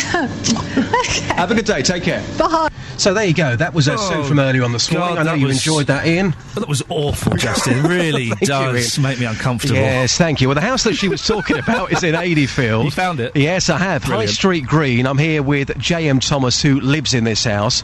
J.M., good morning. You're live across Beds, Hearts and Bucks. I know you're not too keen to talk about your Christmas lights, but when did they actually go up, these lights? They went up yesterday. So are you surprised that all of our listeners are talking about you this morning, considering they only went up yesterday? Yeah, pretty much, but it is on a main road and a lot of people do drive past, but... Yeah. So the question we're asking this morning, when does Christmas start? You seem to think that these Christmas lights are up too early and this is all your mum's fault, is that correct? That is correct, yes. Your brother's laughing right now, so are you quite embarrassed about these Christmas lights, and be honest? I don't really get embarrassed, to be honest, so no. When does Christmas start for you then?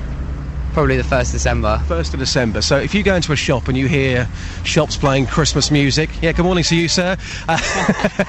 If you hear shops playing Christmas music, does that annoy you? No, not really, but the Christmas lights go up at shops as well, don't they, early, so... I don't know, it gets people in the mood, doesn't it? Justin, can you describe what you can see there? Well, what I can see outside the house, I can see flashing blue and white lights. They are up already, pretty much as Sue described earlier on. So it's the start, because this is not the end. You've got more to go up today, haven't you? I don't know if they're going up today, but there is a Merry Christmas that always goes up, so it's up every year. And who's this man here as well? That's Chris. Chris, Christmas, when does it start for you? Whenever. I'm not fussed. And these lights, are they up too early? No. What must their electricity bill be like? Well, yeah, what's the electricity bill like? Is it quite pricey? It must be with all these lights and more to go up.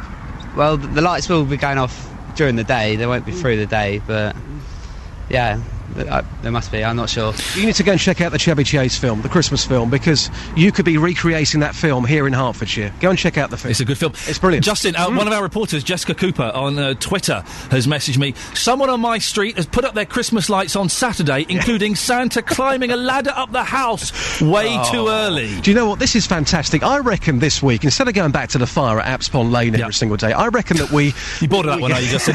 Not quite. Yeah. But I reckon we track down people with their Christmas lights day in, day out here. And who knows, there could be another fire if they just plug too many things into that extension lead. Possibly, quite possibly. Justin, cracking stuff. If you can, grab a picture and we'll try and get it up on the Facebook page. If you've got Christmas lights up in your street or you've got them up, do get in touch. 3cr@bbc.co.uk. Just write in the subject, Iain, Christmas lights, and maybe we'll send Justin out this week to see if we can find the most I love Christmas. I love Christmas decorations. I do think the ones outside a house... maybe they're a step too far. I don't know. If you've got some in your street. Because I know that neighbours quite often get very annoyed that their next door neighbour's done that. 08459 455 555. Best to send us an email on that. 3cr@bbc.co.uk. Put Iain, Christmas lights, and we'll follow it up. Thank you, Sophie. Well, there we go. We got through a Monday. So just about, I think. Hopefully still got a job. Not too much nudism on the show. Speaking of nudists... No, I won't. I couldn't be so cruel. Back tomorrow at 6. Jonathan Bernard-Smith is up next. Ta-ta. Getting beds, hearts and bugs talking. This is BBC Three Counties Radio. Thank you, Iain.